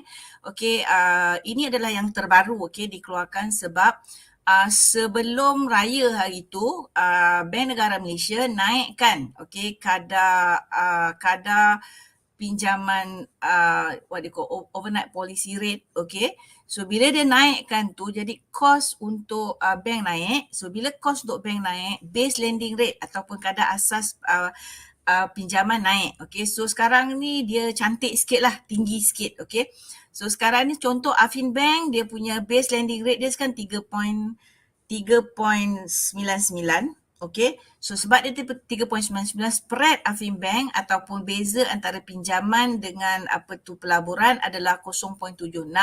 So insya-Allah kalau you menyimpan dengan Affin Bank dapat 4.75%. Ini lebih cantik daripada sebelum raya dulu. Sebelum raya dulu the most boleh dapat 3% dan sebagainya.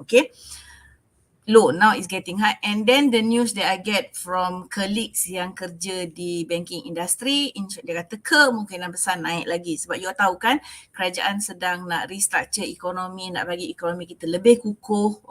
So salah satu cara adalah menaikkan kita punya kadar pinjaman. So kenapa dia naikkan kadar pinjaman? Dia nak mengurangkan penawaran duit yang ada dalam ekonomi. Maknanya they want to reduce the supply of money in the money. So you all akan susah untuk nak berbelanja lah. Macam semalam dia kata roti canai kalau dekat KL dah naik RM1.40 sekeping. Tapi dia kata siapa dekat Rompin masih lagi kurang dari RM1. Tapi di mana ia bergantung di mana you berada. Sebab sewa dekat KL ataupun sewa dekat Klang Valley mahal.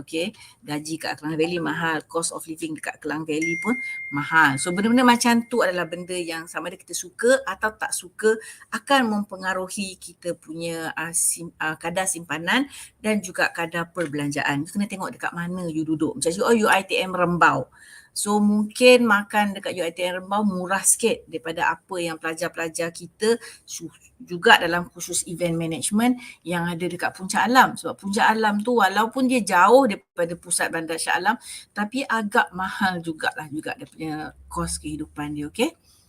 Dan itu adalah apa yang tapi one thing about you simpan duit dalam simpanan tetap, Okay, tiap-tiap bank bila dia nak bagi you rate-rate ni bergantung kepada beberapa perkara. Okay, perkara penting yang you kena ingat apa yang bank jadikan sebagai landasan untuk memberi kadar pulangan. Okay, you boleh negotiate bila you pergi simpanan tetap ni. Kalau you banyak duit nak letak, you boleh kata dekat bank, you bagi I ni murah sangat lah, I pergi tempat lain lah. You boleh negotiate dan you boleh what you call shop around. Bank banyak kan dalam Malaysia kan. So carilah yang mana yang sesuai dengan you, apa kehendak you, berapa pulangan you nak. Dan biasanya, okay, jumlah deposit minima untuk simpanan tetap adalah 500 kepada 5,000 bergantung kepada bank dan juga bergantung kepada jangka masa you nak simpan. Kalau you nak simpan 3 bulan, biasanya bank nak 5,000. Kalau you nak simpan 3 tahun, bank boleh kata 1,000 pun boleh. Okay. Dan bila you keluarkan dalam jangka masa tu, you tak boleh keluarkan duit tu tau. Sebab bila duit tu macam dah dekat situ, cukup masa 3 bulan atau 3 tahun, barulah you all boleh minta nak keluarkan. Nah, dalam keadaan di mana you pergi bank nak keluarkan duit tu sebelum dia sampai tempoh matang, bank akan charge. Itu dia punya danger. That's why I kata tadi awal-awal I kata nak melabur boleh, make sure duit tu bukan duit yang you nak pakai. Maknanya siapa tak nak pakai duit kan, tapi duit tu bukan duit yang you berkehendakkan dalam masa tu juga. Kecuali kalau terpaksa lah. Kalau terpaksa you have to take the risk lah. Sebab one thing buat simpanan tetap, walaupun tak cukup masa lagi, dia charge you sikit, tapi you can still take out your money. Now, another one adalah emas. Emas adalah sesuatu yang orang bercakap sekarang. Semua orang cerita pasal emas. Semua orang cerita pasal kalau ada duit pergi beli emas. Kenapa? Sebab emas ni dia orang kata dia adalah kalis inflasi. Kenapa dia kalis inflasi? Sebab bila macam mana pun keadaan ekonomi, kalau you ada emas, it's easy for you. In fact, kalau you all ingat lah, masa tahun 2020 kan, kita pandemik, lepas tu ujung 2020 kan yang kita lepas kita duduk 2 minggu dalam rumah, tak boleh keluar first time tu, tiba-tiba orang keluar. Masa orang keluar tu, kalau you tengok apa yang berlaku adalah queue panjang sangat dekat luar kedai emas. Kenapa jadi macam tu? Tiba-tiba dalam masa 2 minggu tu, sebab satu dunia, ekonomi adalah dalam keadaan di mana berhenti seketika. So apa yang jadi adalah macam harga emas naik. So bila harga emas naik, kebanyakan orang pergi jual bukan sebenarnya because adalah memang yang pergi jual sebab dia perlu duit. Tapi ada yang pergi jual sebab dia ingin mendapat keuntungan. Now, keuntungan dia depends kepada bila you beli. Pada siapa yang beli awal-awal tu, dia dapat keuntungan lebih daripada 100% daripada apa yang dia laburkan dulu. Kenapa? Sebab dia dah labur lama. Emas dia, harga dia naik turun hari-hari. Kalau you tengok sekarang, emas harga dia adalah rendah sedikit berbanding dengan sebulan yang lalu. Kalau tak silap tadi saya tengok untuk emas 999, harga dia ada tempat bawah 3,000, ada tempat atas 3,000 bergantung di mana awak ingin membeli emas. Kalau you beli emas ni di kedai-kedai 5 kedai emas teratas, contoh macam Pokong, Habib dan sebagainya, harga dia tinggi sikit. Kalau you pergi beli kat kedai emas macam dekat Pasar Payang ke, harga dia rendah sikit. Kualiti dia sama sebab ingat kualiti emas adalah dikontrol oleh badan. Ada badan yang mengawal. Sebab tu emas ada 916, 999. Itu apa maksud 916, 999 tu adalah kandungan emas yang ada. Maknanya dia ada 99.99% gold. So dia 1% of stray particle. So dia ada 91.6% gold. So dia ada about 0.4% of non-gold. Sebab tu you nampak emas 916 keras, emas 999 lembut. Itu maknanya. Bila you ingin melabur di dalam emas, ada 2 cara untuk kita melabur dengan emas. Satu, you boleh simpan fizikal. Maknanya you pergi beli emas ketul, bawa balik. Ataupun you beli emas ketul, simpan. Maknanya you beli emas ketul tu dari segi you boleh beli emas dalam bentuk barang kemas, atau you boleh beli emas dalam bentuk bullion ataupun gold bar. Okay, terserah. Okay, dan gold bar dijual paling sikit 1 gram. Okay, paling tinggi tiap-tiap satu gold bar 1 kilo. Terserah kepada berapa you nak, bergantung kepada you punya keadaan kewangan dan kemampuan untuk membeli. Okay, so kalau you rasa mampu, simpanlah emas, belilah emas, okay, for that. Okay, tapi dalam minggu ni dia jatuh sikit je, tak banyak. Okay, so ataupun you boleh membeli ataupun boleh menyimpan emas, okay, daripada ataupun dengan melalui apa yang kita panggilkan gold investment account. Okay, gold investment account ni ada di mana-mana. Okay, banyak how do I say that, agensi-agensi yang terlibat, okay, menjual macam quantum gold apa benda semua tu. Ataupun kalau nak selamat, you boleh beli dengan syarikat-syarikat kewangan, contoh macam public gold di bawah public bank. Ataupun you boleh juga menyimpan, okay, berlandaskan emas di CIMB. CIMB ada, if I'm not mistaken,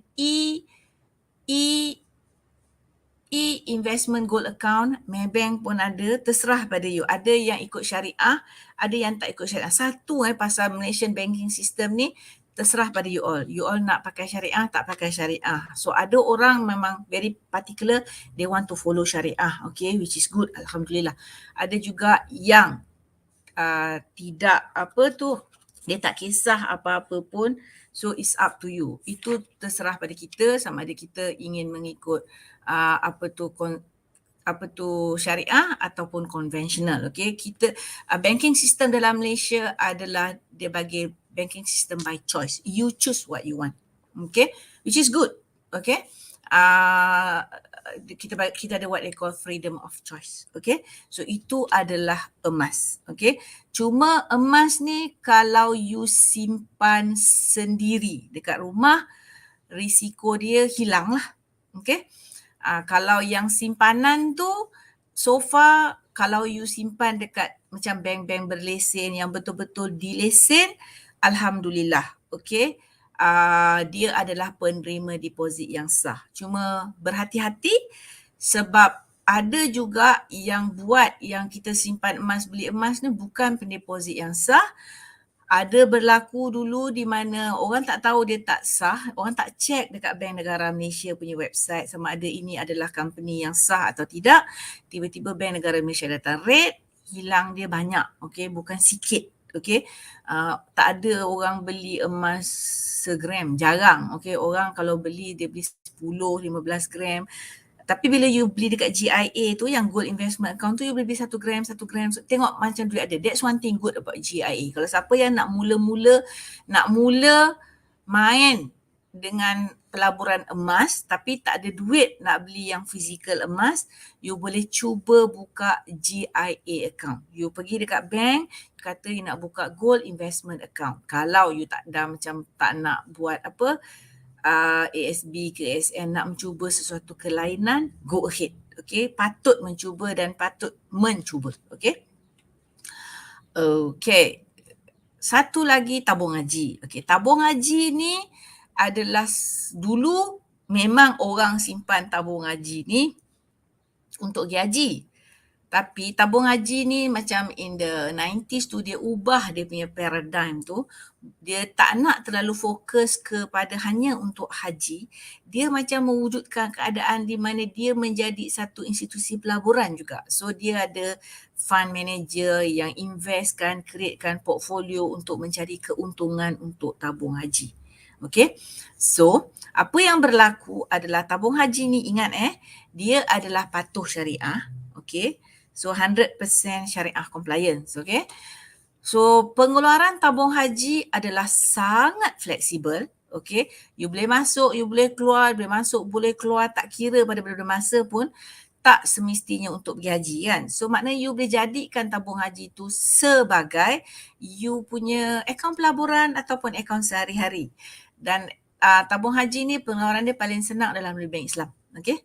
Dan dia tidak ada jumlah minima. Ada RM10 campak RM10, ada RM5 campak RM5. Dia jadi macam saving account. Okay. Dan insya-Allah risiko dia adalah rendah. Okay.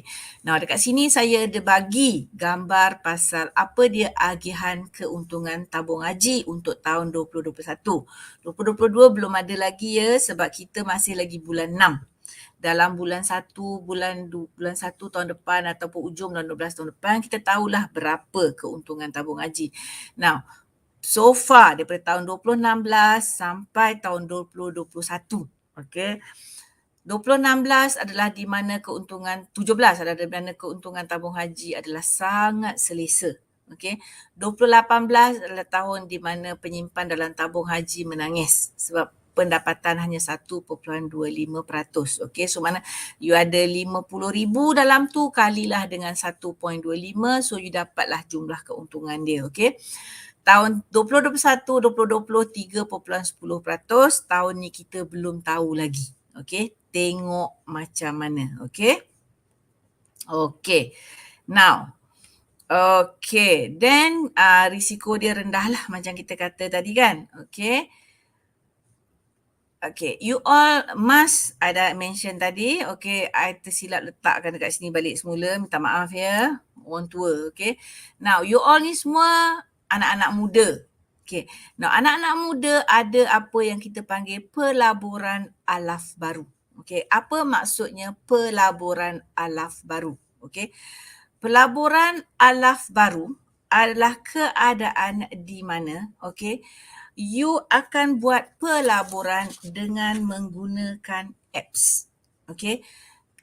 Terminologi yang kita panggil adalah kita panggil dia robo investor. Okay. You do not have to open an account at any bank. You don't have to go whatsoever. Okay. You can stash away your money. Okay.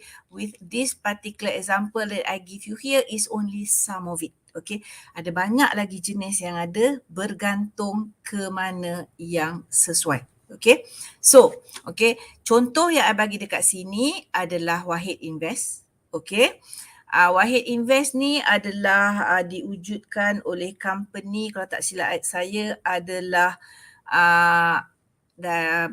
dia American based company dan dia dah launch dekat Malaysia. So dia ada apa yang berdasarkan syariah. Okay. Dan kalau tak minimum investment yang you buka dalam Wahid Invest adalah RM500. You only need to download the apps. Lepas you dah download the apps, lepas tu you boleh mula melabur. Lepas tu you boleh pilih portfolio you. You nak apa jenis portfolio. You nak wealth maximization ke, income ke you letak. So dia akan letakkan you punya RM500 ni di dalam you punya portfolio tu. Dia akan letakkan duit dalam portfolio yang berdasarkan pada objektif yang you nak tu. Okay. Dan they will charge you a minimum fees if I'm not mistaken monthly. Okay. So then dia akan tanya kalau you nak you nak tambah pelaburan ke tidak ke, okay. Tapi minimal you kena letak dekat Wahid Invest ni adalah RM500 untuk mula untuk melabur. Okay. So ni kalau you kata mana saya ada, okay, tapi mana saya ada duit 500. Ada pelajar saya yang buat daripada lama dan he is enjoying a nice return, okay. Okay, yang paling baru yang saya dengar adalah apa yang kita panggil Rais Invest. Nah, Rais Invest ni dia adalah diuruskan oleh PNB, Perbankan Nasional Berhad, bersama-sama dengan satu company Australia. Dan kebanyakan daripada investment yang ada dalam pelaburan alaf baru under robo investment di bawah Rais Invest, okay, adalah kebanyakannya adalah saham-saham di bawah ASB. Okay, dan satu lagi yang Rais Invest ni ada dekat dalam dia punya apps ni adalah from time to time dia akan bagi you recommendation. Dia akan recommend you macam mana cara untuk you nak balancekan you punya fund. Okay.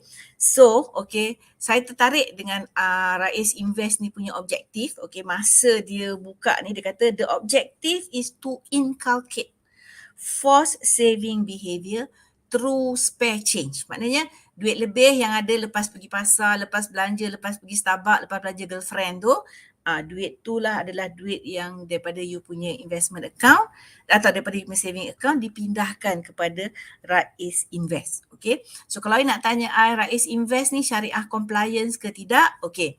Now latest yang I baca adalah bukan semua pelaburan di bawah Rais Invest adalah syariah compliance. Akan tetapi, okay, syariah council, because tiap-tiap benda ni dia ada syariah council, okay. So syariah council dia telah mengeluarkan satu fatwa di mana dia kata it is not syariah compliance, but, okay, sebab dia adalah menggalakkan pelaburan, menggalakkan penyimpanan, maka adalah harus untuk melabur di dalam pelaburan ni. So dia harus So ingat Okay. Dan satu lagi adalah apa? Kalau tak silap saya, Rais Invest ni you boleh mula sekecil RM5. So kalau you nak main-main, nak cuba-cuba, boleh. Download aja apps dia, cuba. Okay. Dan satu lagi contoh ni yang ada kat Malaysia banyak lagi kalau you pergi dekat dalam website tu berlambat-lambat kita pilih, tapi sebelum pilih tengok company tu company apa, study dulu sebab kita nak mengurangkan risiko. Okay. Satu lagi adalah stash away. Now stash away ni mungkin untuk setengah orang mahal, setengah orang okey. Stash away kalau tak silap saya pelaburan minima untuk memulakan adalah sebanyak RM1,000. Okay. So ini adalah apa yang berlaku. So saya tengok dekat komen dia kata siapa pernah pakai robo investor, saya pernah cuba. Okay. So far Alhamdulillah, ada hari dapat profit, ada hari tak dapat profit. Kenapa saya cuba? Sebab bila kita nak ngajar student, kita kena ada pengalaman. So saya cuba dengan Wahid Invest. Okay, sebab dia 100% patuh syariah. I go for that. Okay. Rais ni sebab dia hukum dia harus. So ada yang patuh, so I go for harus. Okay. I go for patuh, bukannya harus. Sorry, minta maaf Okay. So satu lagi pelaburan yang memerlukan active investor, bukan passive investor, adalah pasaran saham. Okay, pasaran saham dalam Malaysia, siapa nak cuba, you go to any remiser, semua online sekarang. You buka CDS account, you boleh mula jual beli. Siapa ada duit lebih, cubalah beli sebab 100 unit saham dah jadi satu lot. You boleh beli satu lot. And then satu lagi yang your generation suka adalah cryptocurrency. Okay, so di statistik yang I dapat, dia kata 3.1% Malaysian mempunyai cryptocurrency. So maknanya daripada 30 juta penduduk Malaysia tu 3.1% main cryptocurrency. Dan another one adalah forex. Kenapa forex saya tahu kat bawah? Forex is very very dangerous, very very high risk. Dan ada juga saya baca dia kata forex ni is not really legal in Malaysia sebab Malaysia belum lagi legalize forex trading for general public. Okay. Okay. So remember, it's never too late to learn. Okay. You can always learn, relearn. Okay. Even I pun still lagi belajar. Okay. Lari ni punya slide ni dekat sini. Okay. So now I'm asking you, are you guys ready? So if you are ready, mulakan. Okay. Okay. So I end my presentation here. Ada soalan? I'm willing to answer. Moderator, thank you very much. Saya cuba beri yang terbaik dan sesimpel-simpel mungkin ya. Okay. Assalamualaikum warahmatullahi wabarakatuh. Waalaikumsalam warahmatullahi wabarakatuh. Terima kasih sangat kepada Dr. Nadida atas pengisian sebentar tadi. So macam mana guys? Are you guys ready? Cuba korang komen dekat ruangan kita punya YouTube section. Korang ready ke tak nak buat investment ni? Okey, baiklah. Okey, terima kasih diucapkan kepada Profesor Dr. Nadida di atas perkongsian yang cukup padat dengan info-info mengenai pelaburan. Semoga kita dapat memanfaatkan pengisian sebentar tadi. Okey, baiklah. Berakhir sudah perkongsian daripada panel-panel kita pada hari ini. Bagi para hadirin yang mempunyai sebarang soalan atau pertanyaan, boleh tinggalkan soalan tersebut dalam ruangan komen kerana sebentar lagi kita akan beralih kepada sesi Q&A. Okey, dan sekali lagi kami ingin mengingatkan para hadirin untuk meninggalkan quotes-quotes yang menarik di ruangan komen kerana terdapat hadiah yang menanti anda bagi quote yang terbaik. Jangan lupa untuk komen hadiah dan screenshot sebagai bukti kehadiran anda pada hari ini. Okey, sebelum kita teruskan ke sesi yang seterusnya, kita akan berehat sebentar dan kita akan kembali selepas ini.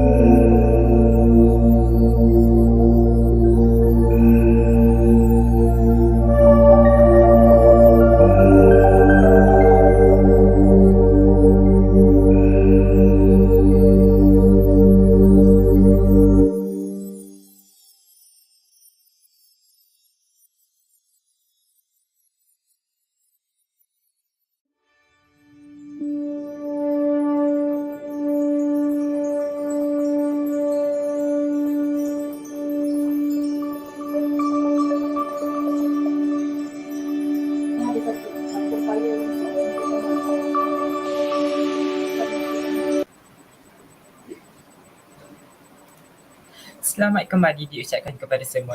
Terima kasih kerana masih setia dan bersama dengan kami.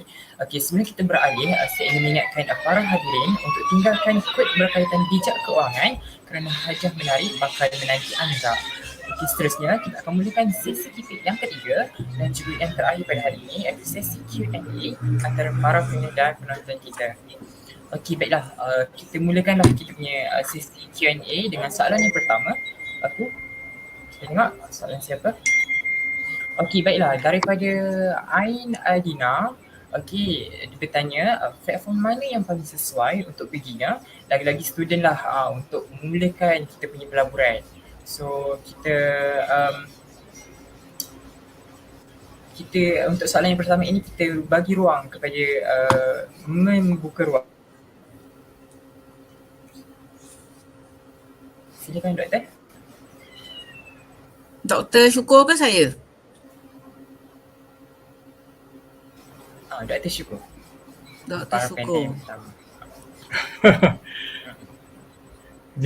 Untuk bagi mereka siapa-siapalah ya yang tidak ada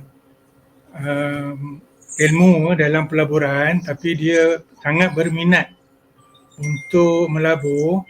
Jadi banyak senarai yang tadi telah ditunjukkan, terutamanya ialah seperti ASB dan juga unit trust.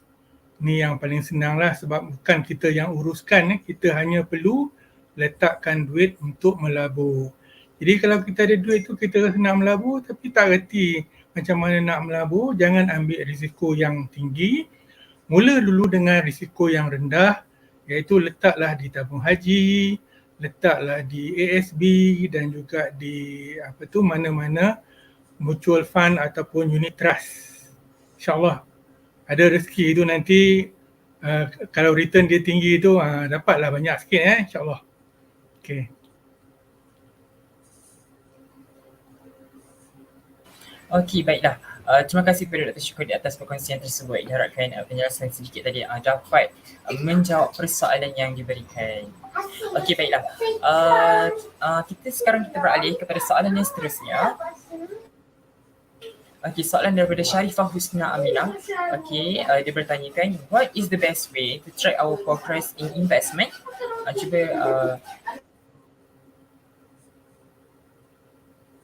baik. Untuk persoalan ini, saya akan berdoa kepada panel kita yang kedua untuk mengongsikan pendapat beliau. Okey, mari kita dengarkan pendapat daripada Profesor Madia, Dr. Nolida. Silakan, Prof. Okay, what is the best way to track our progress in investment? I'm sure you all semua ni pandai pakai Excel kan? Boleh kan? Okay, tiap-tiap kali bila kita nak buat kita punya pelaburan, buka file Excel sikit, lepas tu kita letak masukkan, kita rekodkan berapa kita simpan, berapa kita punya tu. Tapi one thing about passive investment macam ASN, ASB dan sebagainya tu, dia punya pendapatan dia declare setahun sekali kan. Okay, so buat sesuatu macam you create your portfolio sendiri. Cuba dengan memahami macam mana konsep-konsep yang Dr. Syukur dah bagi tadi. So daripada konsep tu create suatu portfolio sendiri. Tak payahlah nak buka beli share, beli apa. ASB berapa bagi, tabung haji berapa bagi. So daripada situ kita akan dapat satu collective investment portfolio. Itu je yang dapat tolong untuk student lah. Because I tahu you all punya dana terhad. Okay?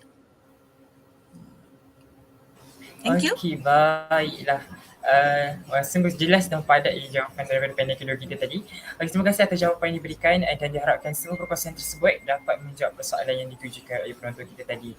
Okey, sekarang ni kita beralihlah pula kepada soalan yang ketiga. Okey, soalan kita kali ini ditanya oleh Afrina Farwiza Adnan. Okey, dia tanya, as a student, perlu ke kita ni start investment dari sekarang? Mohon pencerahan daripada kita punya panel yang pertama lah. Okey, Dr. Muhammad Syukur, bagi menjelaskan dengan lebih patutkah kita orang ni start daripada sekarang? Okey, kalau nak jawapan yang jujur ke ataupun saya? Okey, macam ni saya bagi jawapan jujur Kalaulah kata jawapan as a student, perlukah kita start investment daripada sekarang? Sebenarnya dah terlewat dah pun. Agak terlewat dah. Mak kita sebenarnya dah invest kita dalam tabung haji. Majoriti mak dengan ayah di Malaysia ni, anak tu kecil lagi, sekolah rendah lagi, dia dah invest dah untuk anak tu. Cuba tanya dengan mak dengan ayah, minta akaun tabung haji tu, tambah duit dalam investment tu. Sebab kita dah belajar dah tabung haji is part of investment. Tanya mak dengan ayah, mana akaun tabung haji kita. Kita tambahkan saja kat situ. Sebab mak dengan ayah kita lebih pantas daripada kita melabur. Sebab apa? Kita faham bahawa tabung haji nak tunggu giliran dia tu lama ya. Jadi dia masa anak kecil lagi dia dah buka. Tapi macam kita belajar hari ini bahawa tabung haji itu sebahagian juga daripada pelaburan, maka tambahlah pelaburan tersebut. Itu nasihat saya lah. Ya, insyaAllah. Okey, begitulah nasihat daripada yang penuh bermakna lah daripada panel kita yang cukup hebat tadi. Terima kasih lagi sekali diucapkan kepada para panel yang pertama tadi atas penjelasan tersebut.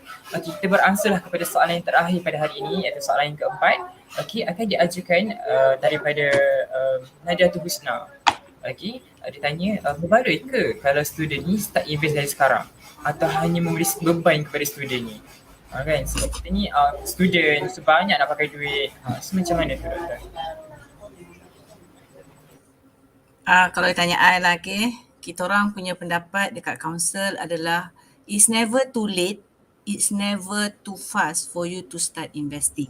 Okay, so kita orang provide financial planning knowledge kepada semua lapisan.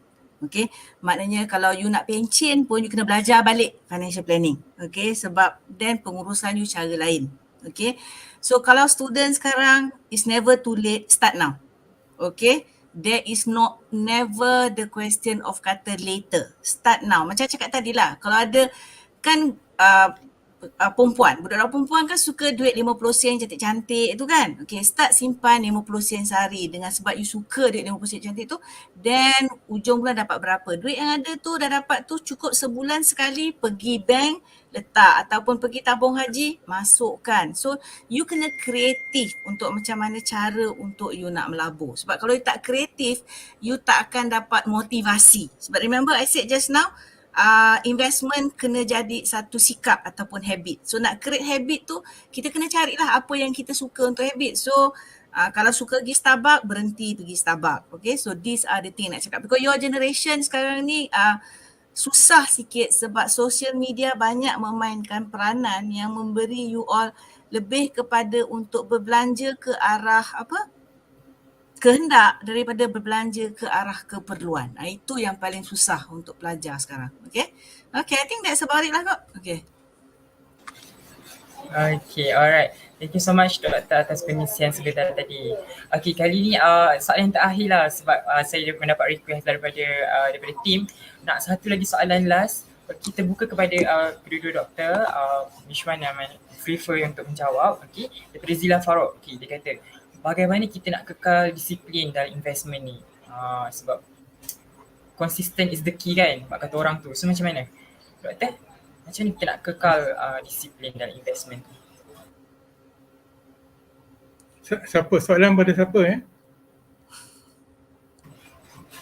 Okay, bolehlah kita membuka peluang kepada Profesor Muhammad Syukur. Dua-dua. Okay.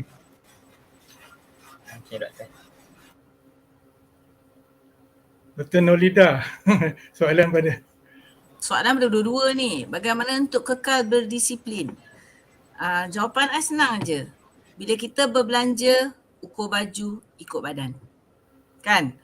Jangan berbelanja bila kita rasa kita tak mampu.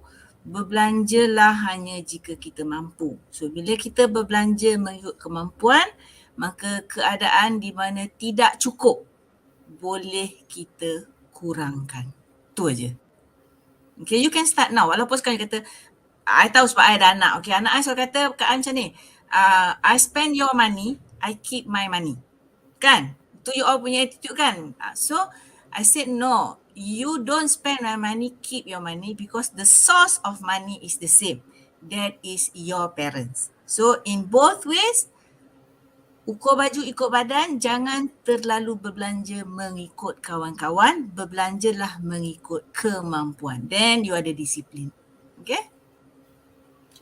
Okay, saya nak tambah sedikit lagi lah bagi saya untuk kekalkan disiplin ni mungkin kita kena letakkan satu matlamat lah. Okay, untuk kita invest tu apa matlamat untuk kita invest saya invest tapi matlamat saya ialah untuk belajar sebenarnya. Sebab kita dah ada pendapatan, saya kena mengajar pelajar berkenaan dengan investment. Tapi majoriti daripada pengetahuan saya daripada buku. Jadi untuk tahu lebih mendalam berkenaan dengan benda ni secara praktikal, saya sendiri kena melabur. Jadi saya pun melaburlah di sini, di sana dan kita mula memahami risiko dia yang sebenar daripada kita hanya bercakap. Jadi bila kita dah ada goal, matlamat saya ialah untuk mencapai pengetahuan yang ni, maka kita akan mula invest di sini, invest di sana secara berdisiplin. Jadi cuba start dengan satu matlamat terlebih dahulu. Nanti kemudian dia mungkin akan menghasilkan minat. Bila kita dah tengok duit tu dah bertambah, dia mula akan attract kita untuk put more in investment, insyaAllah. Okay. Okey, baiklah. Begitu menarik sekali soalan-soalan yang telah diajukan oleh para penonton kita tadi. Okey, para panel juga telah memberikan jawapan yang cukup lengkap dan amat membantu para penonton sebentar tadi. Okey, semoga jawapan-jawapan tersebut sedikit sebanyak dapat membantu para penonton di luar sana dalam menguruskan kewangan mereka. Okey, sebelum itu boleh kita bersama-sama untuk dalam sesi pengambil gambar, okey, buat kenangan-kenangan bak kata orang. Okey, boleh? Ready? Tak ikuti?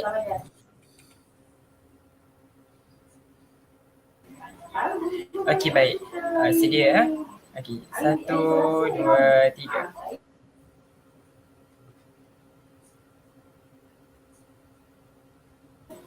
Okey, okey tak? Dapat ke? Teknikal? Masih tahu? Said everything is fine. Okey, baik. Alhamdulillah, terima kasih banyak-banyak. Okey, terima kasih diucapkan kepada para panel kita pada hari ini kerana telah sudi meluangkan masa bagi menghadiri dan memberi penjelasan yang cukup menarik. Okey, diharapkan apa yang dikongsi oleh para panel kita tadi dapat memberi manfaat kepada para penonton kita. Okey, baiklah. Sebelum kita mulakan sesi pengumuman bagi the best quotes pada event ini, saya memberitahu kepada para penonton untuk mengisi link kehadiran dan feedback yang telah disediakan daripada pihak kami di ruangan komen yang tertera di sebelah kanan para penonton semua. Okey, ingat 100 peserta terawal akan diberikan e-cert. Okey, baiklah. Sekarang masa yang ditunggu para penonton telah tiba. Kita akan mengumumkan pemenang bagi the best quotes kita. Mari kita tengok siapakah yang bertuah pada hari ini.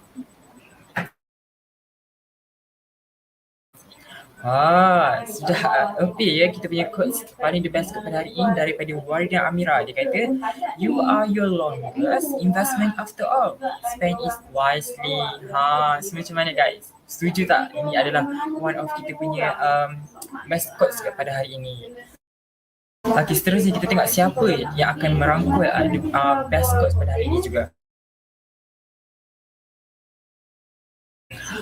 Daripada Farah Natasha, dia kata quotesnya, "Save now, suffer never." Kalau kita simpan sekarang, kita tidak akan merasa terbeban suatu hari nanti. Okey, bila yang seterusnya? Daripada Nur Aliadini Tanya saya ucapkan, dia kata, "A wise person should have money in their head but not in their heart." So kalau kita ni dalam menyimpan duit ni, dalam mengurus kewangan ni, kita kena sentiasa tahu macam ilmu pengetahuan tu lebih tinggi daripada kehendak apa yang kita mahukan dalam hati kita kan. Okey, baiklah. Okey, seterusnya tengok the best quotes. Daripada Nur Aina Nabilah, congrats saya ucapkan, "When money realize that is good in hands, it wants to stay and multiply in those hands." Sungguh menarik kan quotes kita pada hari ini. Okey, baiklah, seterusnya. Ada lagi tak? Kita tengok. Daripada, maaf ni, nama tulisan jauh ni. Saya tak nampak ni. Nur Syarina Najwa. Syarina Najwa. Okey, dia kata, "Money is something we choose to trade our life energy for." So duit ni memang kita choose untuk memberikan effort yang lebih. Kan? Kita trading kan kita punya kekuatan kehidupan ni untuk duit. Macam tu. Okey, baiklah. Seterusnya. Ada lagi kan? Okey, daripada Nur Fatini Samsul. Dia kata, "Invest your energy into something that is going to contribute to your growth." Betul tak guys? Korang komen dekat korang comment section kita, betul tak, setuju tak dengan kita punya senarai-senarai the best quotes pada hari ini? Okey, baiklah, terima kasih banyak-banyak. Okey. Diingatkan bagi pemenang-pemenang best quotes sebentar tadi, diminta untuk mengisi Google Form yang telah diletakkan pada ruangan komen bagi menuntut hadiah anda. Okey, selamat, congratulations saya ucapkan. Okey, tanya buat pemenang best quote itu sebentar tadi. Yang lain jangan risau, insya-Allah kalau ada rezeki lagi pada masa lain boleh sertai kami punya program nanti. Okey. Semoga setiap perkara yang anda dapat pada hari ini boleh dimanfaatkan dalam kehidupan anda semua. Apa yang baik itu dijadikan teladan dan yang buruk itu dijadikan sempadan. Okey, jadi terima kasih diucapkan kepada kedua-dua para panel jemputan kita pada hari ini. Okey, Dr. Muhammad Syukur dan Profesor Dr. Nolida, okey, yang sangat-sangat hebat pada hari ini kerana sudi berkongsi ilmu. Tidak lupa juga para hadirin yang menyertai dan memeriahkan lagi program kita pada hari ini. Semoga ilmu-ilmu yang telah diberikan dan dikongsikan pada hari ini diberkati Allah Subhanahu Wa Taala. Okey, sekali lagi saya ingatkan kepada para hadirin dan pemenang untuk mengisi Google Form yang tertera pada ruang komen. Okey. Bagi penutup pada hari ini, maafkan saya juga ingin memohon maaf sekiranya ada terkasar bahasa atau terlanjur bicara sepanjang mengendalikan program pada hari ini.